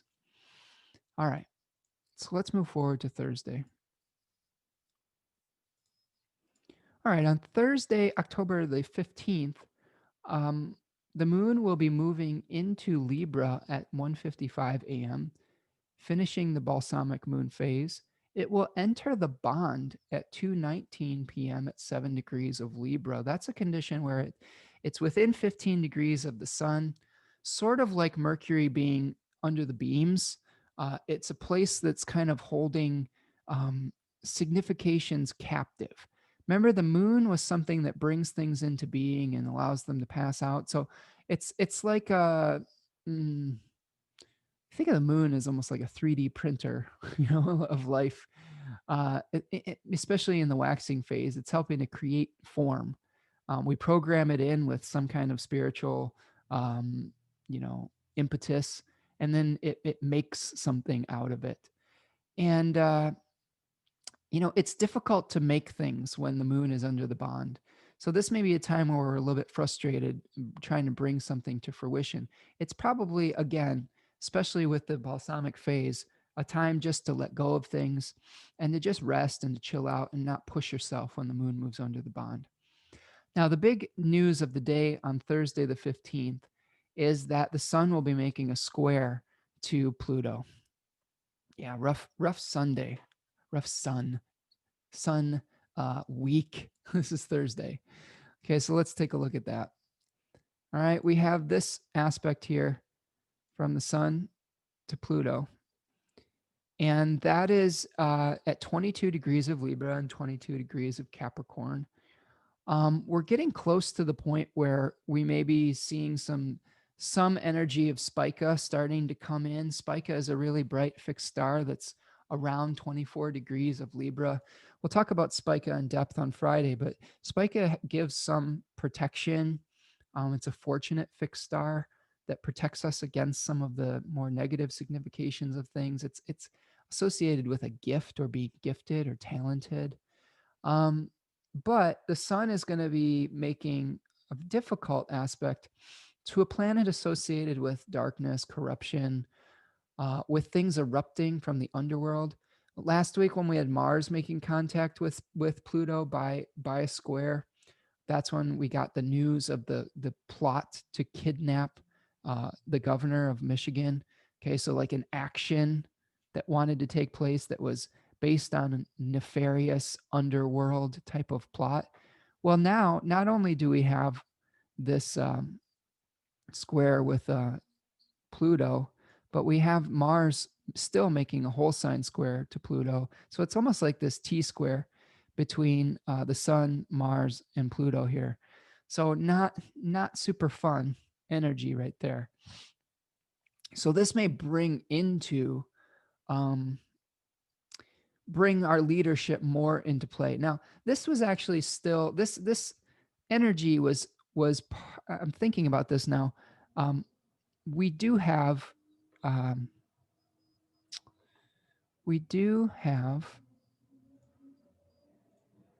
the sun was present by whole sign in this configuration with Mars and Pluto when Mars made its perfection to Pluto. So, and I was saying that because it involved a leader. It involved someone in a position of authority, some plot against them. So they were caught in this T square. So we may see something else come out with some sort of leader that is either caught within some sort of scheme, or a leader that is kind of activating their own particular nefarious plan or scheme or something like that, which I wouldn't put past some of the folks in power right now in our country. This is a place where we are exposing corruption. This is where we get into power struggles, where we're trying to command, but we may be commanding from a ruthless type of place. You know, we have awareness of corruption in our systems of administration that I've been talking about with this third decan of Capricorn. Corruption of the archetypal father, right, that we were talking about with the sun also. So something may come to light with the authority figures in our own life, not just in the collective. So be careful of how you wield your power, and that you aren't abusing it and that you aren't manipulating people. You know, Pluto is an energy that erupts from the underworld. Like this is kind of a, you know, things get exposed to the light. In the Hades story, he just like the ground just opens up in this giant earthquake and cracks open, and he comes up and he kidnaps somebody. I thought that was just, man, I'm not laughing because it's good, but I'm laughing because the Mars Pluto thing, and it was literally a kidnapping plan for a person in authority. Okay. So that kidnapping associated with Pluto has played out quite a bit. We saw this with the sun opposing Pluto earlier in the year too, when we had government officials in unmarked vehicles abducting protesters on the West Coast. So that abduction energy is definitely a signification of Pluto. That is played out numerous times over the last, even just the last few months. So that has really solidified in my mind that that is really something to watch out for if you have Pluto contacts in your chart or if you see that happening in the collective. Okay, so again, use all of your good centering skills. Try not to get caught up in power struggles with people. Really think about the ramifications of your actions and whether you are acting in a way that is it has integrity or not. Now let's move forward to Friday. Okay, on Friday, October the 16th, we are going to be seeing the moon become full. So the moon is in Libra. It's going to wax to fullness at 23 degrees of Libra at 3:31 in the PM, okay, Eastern Standard Time, so in the afternoon. Now, there are a number of things to unpack with this full moon, new moon. I wrote full moon. It's a new moon. Sometimes I'll just get in that zone when I'm doing my notes and something weird will come out. Thanks, Mercury. So at this new moon, this is the, let's go right to the hour of it on our chart here. Okay, so around 3:30 p.m. We've got the moon, renewing itself. All right, going into the furnace, going into the fires of gnosis, some sort of seed, right? And what's being seeded is some new form. So what kind of things are we trying to bring into form in the third decan of Libra? Well, we're trying to bring an equilibrium into balance. We're trying to bring some sort of justice, fairness, equality, peacefulness. We're trying to bring a truce into place. So this is a time where we could see some negotiations starting to happen at this new moon, right? Last week we saw something with the stimulus packages in America, and Trump pulled out of those negotiations or advised people to pull out of them and then reversed course after the stock market took a giant tumble. So maybe we revisit some of these negotiations with stimulus things, since many Americans are struggling to pay their rent and pay their bills right now. Now, we do have a few aspects that the moon will make before it goes full. It will make a square to Jupiter at 8:06 a.m., and then it will oppose Mars at 9:49 a.m. It will square Pluto at 1:22 p.m., and then after the full moon at 3:30 or so, it will square Saturn at 25 degrees of Capricorn and Libra. Now, we need to talk about a few things. Now, I'm sort of, one thing I am unclear on is whether the moon breaks up the malefic enclosure or not. That's a possibility, but I'm going to kind of assume not. But if someone else has an opinion on that, I'm open to hearing it. But we can think of maybe both the lights within malefic enclosure at this point. So, our spirit, the sun, and the moon, our ability to manifest, are all kind of caught in this difficult energy. Now, the good news, there is some good news at this new moon. It is very close to a very fortunate fixed star called Spica. And Spica is at 24 degrees of Libra. And there's another fixed star in the story called Arcturus that we'll talk about as well. But let's start with Spica, and we'll go over to our star chart. And we'll go to our date here, the 16th. We can see here, there's the moon, the dark moon. There's the sun. They're in alignment with one another. And they are right on this fixed star, Spica. See that? Right in alignment with it. And Spica is the wheat ear. It is in the constellation Virgo. It is the consolidation or the concentration point of the harvesting process. It's when we figure out what is the gift that we are um, taking with us after we've separated out the wheat from the chaff, right? It's what are we protecting? What did we gain from our period of growth? So this may be a moment also of reckoning too, where we're learning about what gift we actually have worked so hard to manifest over this last year or so, and it's been a tough year. um, and maybe that gift, maybe that gift is a new president. Like, because I don't, if I look at my chart here, God, I hope so.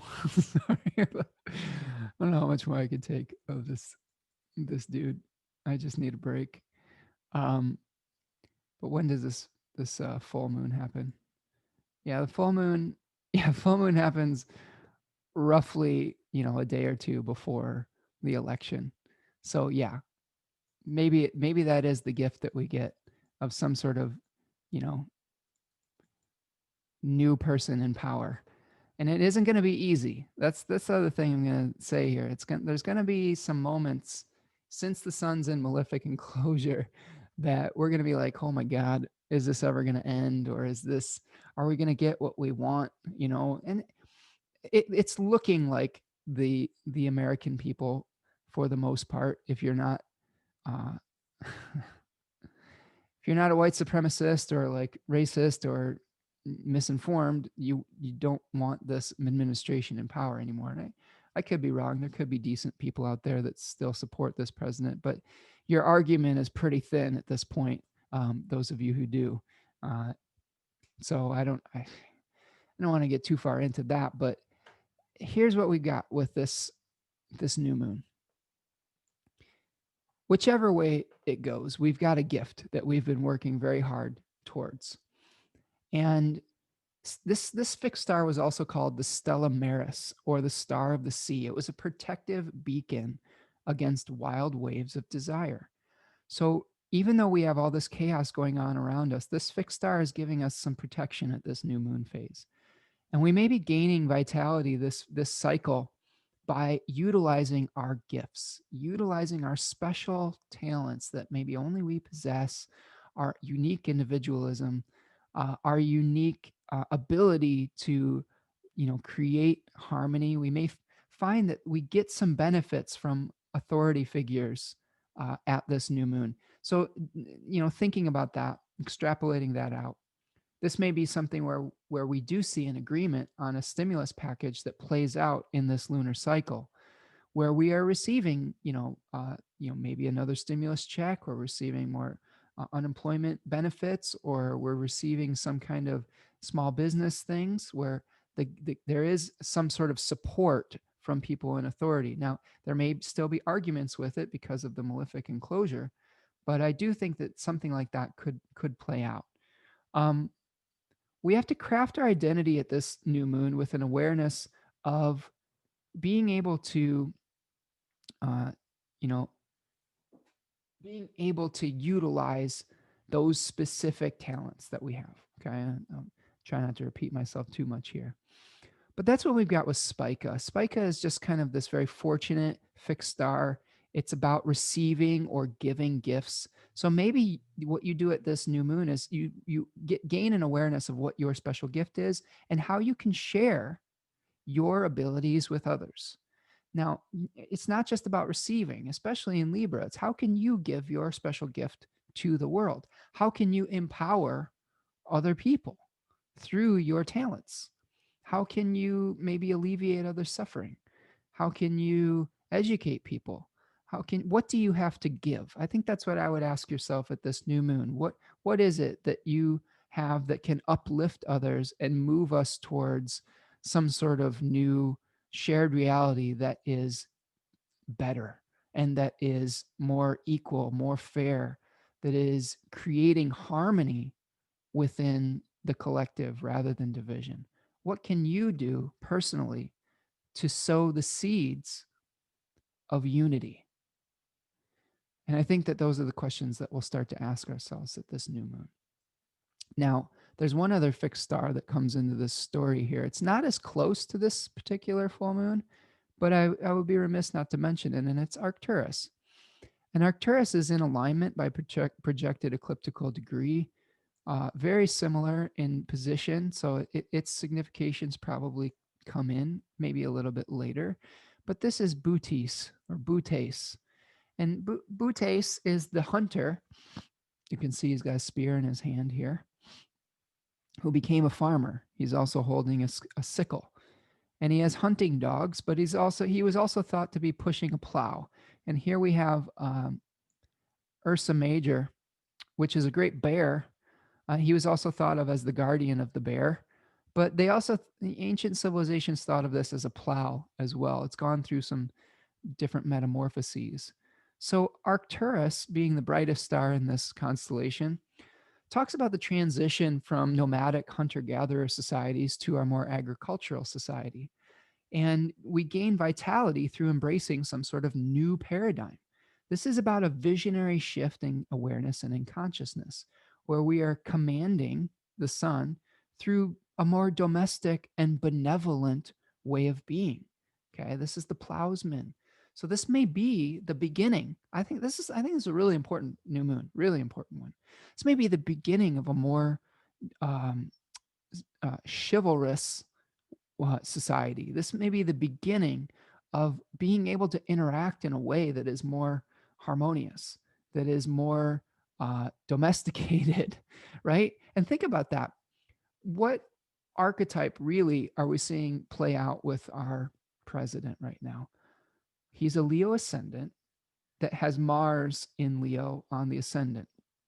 So we have a very martial, wildly passionate person who is very feral. He can't be contained, right? He isn't very well-mannered. And we saw that in the presidential debate where he would not follow the rules. And he's shown that that's his modus operandi throughout his presidency and probably throughout his life. And this may be the beginning of a discourse in the collective that is about civility, where we are taming that beast, so to speak. And I really think that we could see, like, okay, now maybe his voice is silenced, maybe his voice is more in the background, and we are able, like we saw in the vice presidential debate, maybe it's a little more boring. But you know what? I'll take boring at this point. I'll take it, because sometimes what we think, we really misconstrue drama with, like, passion and excitement and all these things.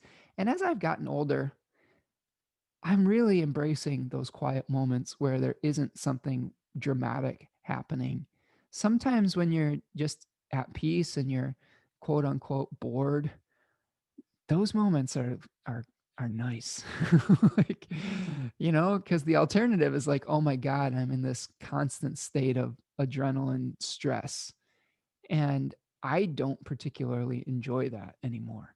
And I don't know if I ever did, but as a youthful person, like, maybe I mistook that excitement for, like, I don't know what the word is, but for what I should be doing. If something wasn't exciting, I'm too bored. This is too boring. I shouldn't do it. Well, I don't think that's always the case. I think that one of the comments people were making after the vice presidential debate is maybe we're seeing the future of politics after we've been bombarded by this Trumpism for this period of time. And that one isn't as exciting, but it's just like actually people having some degree of respect for one another. Now, I will say this: Pence has gone to the Trump school of interrupting and not letting someone finish. But, even though he has gotten that training, I would say, he still was at certain times much less bombastic than Trump, and still was able to somewhat acknowledge the humanity of the person across from him. Doesn't mean I support his policies. It doesn't mean that I think he's a good person. I think he's a liar. And I think that he's, in some regards, can be more dangerous than a person like Trump, because he puts on a I don't know, a more genteel face to the corruption that he's hiding behind. And that can be equally as dangerous, because it may lull us into a sense of complacency. If nothing else, Trump has mobilized both his base and the people that are against him. So he does, incite action one way or the other. And the danger, if we had someone like Pence in power, is getting lulled to sleep, literally, while those people in power take away everybody's rights and, consolidate power for a white majority. And we can't allow that to happen either if we support equality. So I don't know. It'll be interesting to see how it all plays out. So that is what is going on with the new moon and with Spica and Arcturus. I Regardless of the aspects that we have, this new moon gives me some hope. I feel hopeful at this new moon, and I think that there may be some real benefits that we see from this once we get out of this malefic enclosure and start, figuring out how we can move forward as a culture and as a society. All right, let's go back to our chart and let's move forward to Saturday. And put the sun back on the ascendant. All right. I got to shift my notes over one more time. So again, just to reiterate on that new moon, make sure that you are I would lean into Saturn. Honor your commitments, honor your bonds, like act maturely, act with the long range view in mind rather than the short term gratification. It's okay to delay gratification. We're working for a long-term victory here, not just winning a battle. You want to be able to think strategically at this new moon, and sometimes it may necessitate making a compromise that isn't wholly satisfying. I want to show you. Here's my voting sticker. Here's the compromise I'm talking about here with this new moon. I voted. And I voted this week, and I dropped my ballot off in a ballot box after filling it out. And I voted for Joe Biden. And I don't necessarily agree with everything that he represents. I'm probably much more liberal than your average Joe Biden supporter. I like the things that were put out by people like Bernie Sanders, Elizabeth Warren, and AOC. But I had to swallow hard and do my civic duty. And I voted for him because I feel like the alternative right now is unacceptable to me. And I'm doing it with a long range mindset. And that mindset is that get the active threat to democracy out of the White House and out of our consciousness, and get the person who is actively inciting white supremacists to violence out of the spotlight. And then hold the new leadership, hold their feet to the fire for the more, I would say more progressive changes that want to be seen moving forward. Kamala Harris is even a controversial figure. There are some people that think that she's not liberal enough with her prosecution record in California. Like the whole time Mike Pence was like, this is the most liberal senator ever. I was like laughing because I don't actually think that's the case. I think that she's, more towards the center than a lot of senators, like Bernie Sanders and Elizabeth Warren in particular, and AOC. So I don't think that she's the most liberal senator out there. And a lot of people were disappointed with her pick, actually, because she wasn't liberal enough. But I will say that you have to take the long range view with this. In my personal opinion, the whole of democracy is completely under threat with the person that we have in office right now. And I have to swallow hard and make a tough decision to do what I can at this moment to do the next step. I think this is the thing. Do the step without being overly attached to the outcome. That was what the I Ching said this week, was saying, you know what? You got to take the step. You got to get out and vote. You got to vote. You know, I really, this may be the last time you actually get to vote if this person remains in office. And I take that really seriously. I've voted in every single election that I've been eligible to since I was 18 years old. And I take that responsibility really seriously. And there's nothing that upsets me more than the apathy that goes along with not participating in that system and then complaining about it. Now, I got into some conflicts with some people about voting versus not voting. And people are entitled to that opinion, but this is something I just feel really strongly about. And I know that a lot of you are not really into supporting someone like Biden for a number of reasons. And I hear you on that. And I feel you on that. He is definitely not ideal. He would not be my first choice. He wouldn't be my second choice. But again, I really do feel in this circumstance, not voting is equivalent to a vote for Donald Trump. I feel that there is one action that will remove him, that will be a step towards removing him from the White House, and that's voting for Joe Biden. By not voting, you are not taking any additional steps towards removing the abuser from the White House. And some of you that are even more on the far left of the political spectrum will be like, well, then the centrist gets elected and then nothing changes. And that's a valid argument. But that's why it doesn't end with your vote. Your vote is the first step. The next step is to hold that leader just as accountable as we are attempting to hold someone like Trump. But you're not going to get a guy like Trump to ever listen to you. You may get a person like Joe Biden or Kamala Harris to hear you if you say the same exact things that you are saying. And eventually that agenda may be able to be pushed forward incrementally over time. I don't really like the whole, like, let the whole thing crumble type of mindset. There's a lot of collateral damage with that. There's some of us that are in positions that are much more vulnerable with that type of mindset than others. And this was another part of the thing that I got into a conflict with a particular person about this, is some people have land in the country, and some have like an ability to maybe weather a storm, or they may be of a certain demographic that isn't as vulnerable as others. I particularly have a partner who is Black. And to me, she is at the very most vulnerable of our population right now.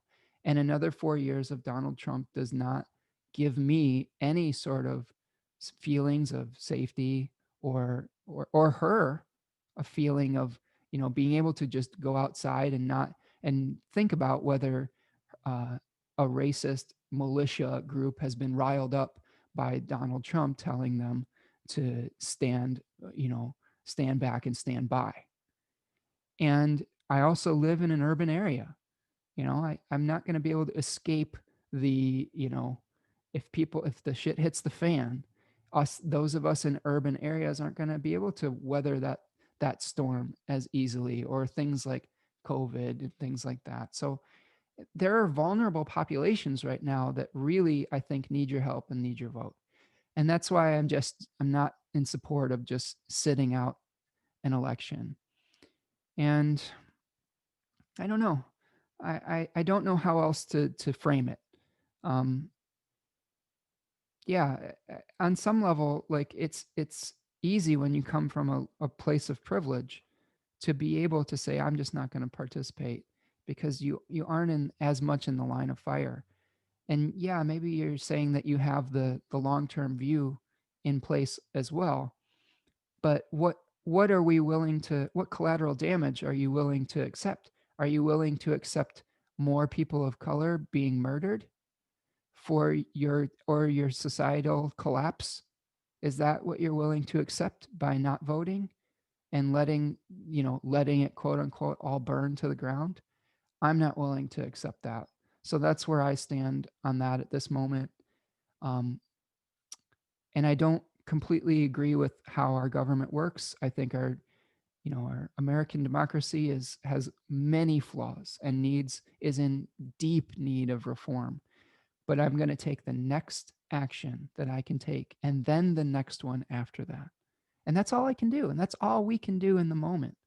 We can't always accelerate and expect growth and change to happen uh, exactly when we want it to. Sometimes we have to play the game a little bit, and if the game doesn't work, then we take the next step. Okay, but I think the first step is voting. If you vote, and here's the thing: if we vote and Donald Trump doesn't respect the results of the election and tries to stay in power, then there's a next step that comes after that about, removing him from power or whatever we have to do to deal with that reality. But if we don't actually vote, that's something that um, we didn't take the one next step that we could. So anyway, I'll stop belaboring that point, but please, if you haven't voted, please go vote. If you're an American that is eligible to vote, I think it's super, super important. Um, I think the fabric of our very, democracy is at stake, and please don't misconstrue that from me supporting, a centrist, democratic agenda either.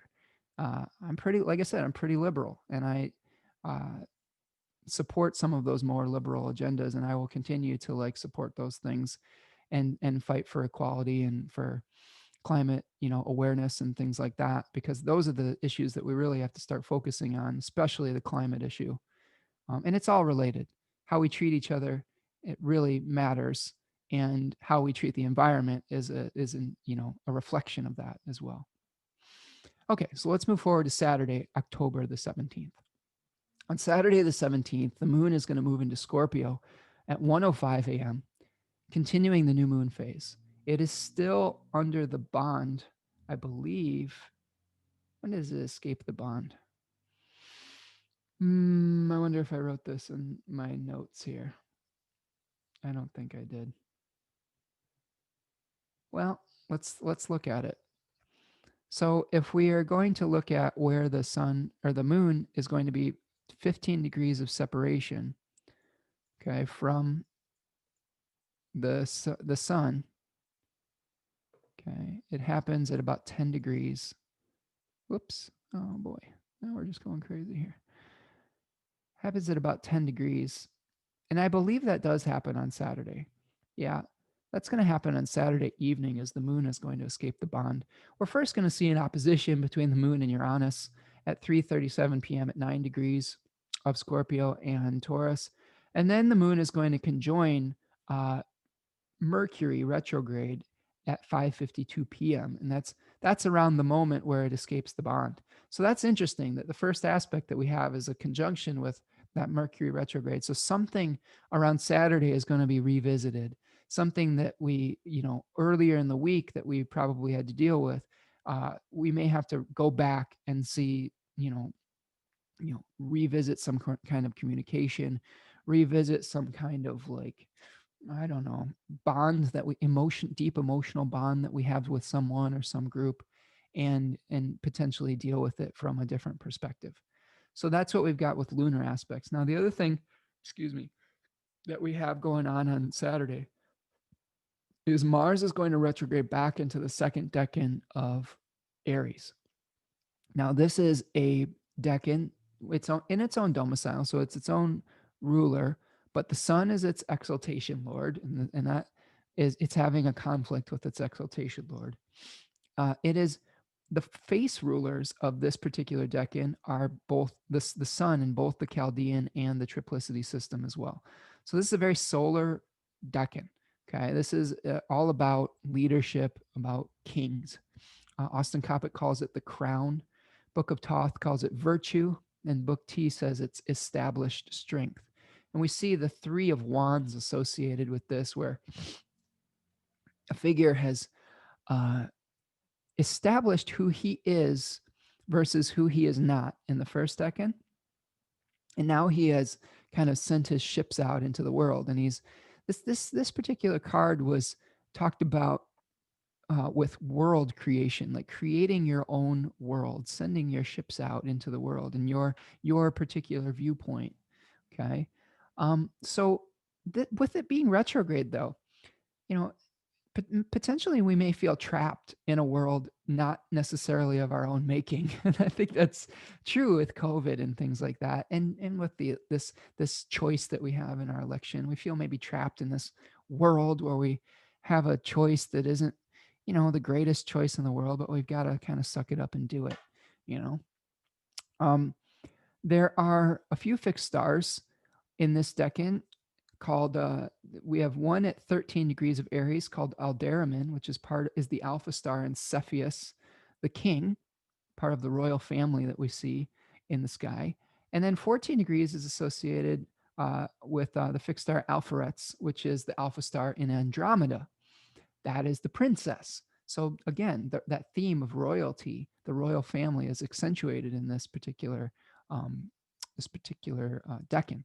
Now, at 19 degrees of Aries, this is the degree of exaltation for the sun. So the only danger we have with Mars here is we can't uh, we can't mistake Mars, the general, for the king.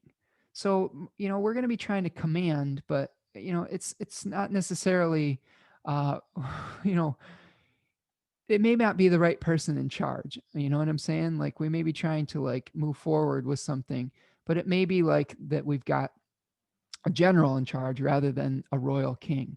So just be careful on how you're trying to take action and how you're trying to move forward, because the actual king is in rough shape right now. All right, so that's what we've got on Saturday the 17th. Let's finish up our forecast and talk about the 18th. So on Sunday, October the 18th, the moon will move into Scorpio, or moon is in Scorpio, continuing the new moon phase. Now, one interesting thing happens, as I told you about this earlier in the forecast, but Mercury moves under the sun's beams on Sunday the 18th at about 5 a.m. Eastern time. So Mercury enters the underworld. Maybe more difficult to have communications, or we may have more communications behind the scenes. We're going into the depths to be able to figure out how to come to some kind of consensus, how to create that peace, how to utilize those gifts. How are we going to deal with eliminating that which needs to go and appreciating that which needs to stay? The moon is making a number of aspects on Sunday. It's going to sextile Venus at 6 a.m. at 18 degrees of Scorpio and Virgo. It's going to trine Neptune at 7:30 a.m. It will sextile Jupiter at 7:38 a.m. It will then sextile Pluto at 12:42, and then finish off its aspects with a sextile to Saturn at 5:42 in the evening. So harmonious aspects with the moon and the rest of the planets. So there is that, sextiles and trines on Sunday. But, and it's a big one, we have two challenging aspects between the other planets. We have a Saturn sun square that perfects at 9:57 a.m., which hopefully will begin to break up that malefic enclosure that we talked about. That happens at 25 degrees of Libra and Capricorn. And this is where we're seeing attempts at making peace potentially running into that brick wall and running into the cosmic no, running into the limitations. Now, the sun is in the overcoming position, so that is one thing in favor of peacefulness. But it's still a difficult aspect for the sun to make. This may be where we really feel the inhibited vitality, where we have some pessimism over our systemic oppression. We may be shining the light of awareness on the restrictions or limitations that we have. But in addition, some awareness of some of the duties that we have, the difficulties that we are experiencing with our responsibilities. Now, the good news is that this is the moment, I think, 9:57 a.m. Eastern, where we start to, get some relief from that. all week we're going to have this applying square between the sun and Saturn after it is separating from Mars. So we're going to have some kind of thing that sparks our anger, that makes us realize and feel depressed throughout the week, that we may start to get relief from on Sunday the 18th. Okay. Okay. The other aspect that we have going on is Venus is going to be opposing Neptune at 10:48 a.m. And this, the lead up to these, Hellenistic astrology uses an aspect of about, or an orb of about 3 degrees when an aspect is perfecting. So whenever these planets are within 3 degrees of one another, they're, really that energy is intensifying. It starts when the planets move into whole sign relationship with one another, but we really see it starting to play out within the 3 degree aspect. So we could be experiencing some romantic illusion about how we are going to bring something into form with the second decan of Virgo here. Remember that second decan of Libra, of Pisces, is about becoming satisfied with imperfection. So we may be trying to, like, in our relationships, we may be really idealistic about what we are attempting to manifest. And it may be difficult because we are seeing what could be. So I would say it's really important that you come to terms with what is versus what could be in your relationships, and not get overly perfectionistic about manifesting that divine idealism in the material form.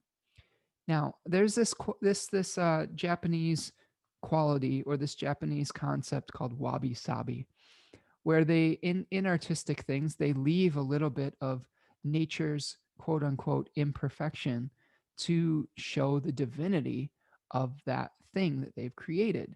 They're leaving a little bit of nature to complete it. And I think that's one thing to think about with Venus and Neptune making this opposition here, is leave a little bit of room for the divine to complete whatever you're working on. Don't feel like you have to kind of completely, like, scrub the thing to death, or sand it to death, or like have it only have completely straight lines and things like that. Leave a little wiggle, leave a little bit of a rough edge, and that's true when you're relating to someone too. Leave a little bit of room for that person to surprise you. You don't have to completely scrub away all of their imperfections. Some of that may be what you need in your relationship. Some of that may be some of the beauty of why you're with them, or the divinity of the relationship itself. And when we try to completely eliminate all those things, or criticize them away, that's when we get to the point where we may just lose that divine spark altogether. I compare this to my younger self, and I've said this a number of times on our forecasts here: erasing a hole in the page. Don't erase a hole in your relationships by trying to uh, only be satisfied when it is reflective of that divine ideal that can only be achieved through our imaginations. Okay? That's just part of the reality of things manifesting into form, is that they will be imperfect. They will come to fruition and they will decay. And it's hard to, like, accept that as spirit souls.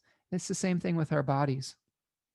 We're infused in these bodies, and sometimes we don't accept the fact that we will grow to power, but will also decay. And a lot of our adult lives are spent trying to delay that. I know that I'm at 40 years old, I'm starting to see gravity start to take over in certain areas, and we have to work a little bit harder to stave off entropy and things like that. On some level, I've learned to accept it. On another level, it bothers me, as it does everybody, I think, on to a certain degree. But again, not trying to get obsessed with the divine ideal that you're trying to manifest in that material form. Okay. And just to finish off the week here, Mercury is going to retrograde back into the first decan of Scorpio. So we talked a little bit about that 5 of Cups, where we are really going to be re-examining or revisiting some of the things that we've lost. and maybe we didn't properly mourn something. Maybe we really didn't take the necessary time to let go, and then also to appreciate what we still had. Um, a lot of times we can move forward after a loss too quickly, and that can make it so that we haven't completely tied up the loose ends with the last cycle, and we can bring that energy into the new thing that we're trying to manifest, and that can really create a lot of problems. Like if you, let's say you haven't properly mourned the loss of an old relationship and you start a new one, but you continually talk about your ex, that can sabotage the new relationship quite a bit. So if instead you took the proper time to mourn the loss of that relationship so that you weren't obsessed with your ex before you started a new relationship, you might find that you would get something better, that you would have a healthier perspective on relating to that new person that isn't couched on still processing the old thing.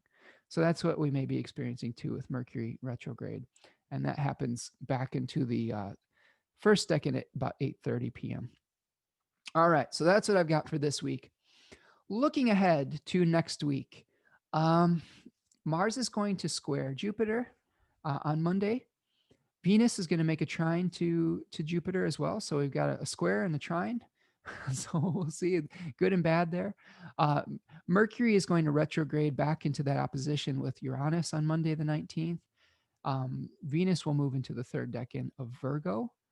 On Tuesday the 20th, Venus will conjoin the fixed star Denebola. And then on Wednesday the 21st, Venus will be making a trine to Pluto. And on Thursday the 22nd, the sun will move into Scorpio. So we'll get out of this position of fall on the 22nd. Venus will conjoin the fixed star Alkes at 23 Virgo. On Friday, the 23rd, we'll have our first quarter moon with the moon squaring the sun at 0 degrees of Aquarius and 0 degrees of Scorpio. Jupiter moves into a new decan next Friday in the third decan of Capricorn, the Four of Pentacles we'll talk about. And then on our weekend, we'll see Venus trining Saturn, and we'll finish off the week next week with the Cazimi of Mercury and the Sun. So Mercury will get its rebirth moment on the 25th. So that's what I've got for you this week. I hope that you're all doing well out there. Remember to maintain that peaceful center, regardless of what's spinning around you. We can't always change all the events that come into our awareness. We can filter them, I think, and we can choose how big the aperture is that the things will come in. I'm not telling you to ignore the reality around you, because a lot of you, we need you right now. We need you to take action and not completely escape off into whatever makes you feel peaceful. You got to, it's kind of like you got to stay engaged, but you also have to take some time to rest up for the next thing that you have to do, and connect with that center, because there is definitely a peaceful, calm center that nobody will ever be able to take away from you. And regardless of who you voted for, or who's in power, or what corruption is or isn't happening out in the world, you'll always have that within you. And try to connect with that as much as you can over the next week or so. If you are enjoying what you are hearing, please make sure that you are liking and subscribing here to Spencer Michaud Astrology. I do have a few donation links that you can contribute to my work that I do here. That is how I'm receiving support right now, is through those donation links rather than through something like a Patreon yet. That still may be coming. Another way that you can support my work is through scheduling a reading. I have a new scheduling service through Acuity Scheduling, where I'm offering a number of new readings and new ways to get a reading. There's deluxe readings with fixed stars and decans and timing techniques. There's ones that are a little bit more pared down. There's all sorts of different levels. If you want to reach out and you're having financial hardship, I'd be willing to do a sliding scale for my readings as well. I don't want to make them inaccessible to people. So make sure that you reach out if that's something that you're interested in, but you can't afford the prices that I have listed there. I did bump my prices up a little bit to be able to pay for some of the scheduling software that I was using. So sometimes we have overhead costs involved with that. But anyway, that's what I've got for this week. Hang in there, And I will see you the next time, and be kind to one another. That is the key. Being able to have that peace inside yourself first will lead to being able to find peace with other people as well. So take care, everyone.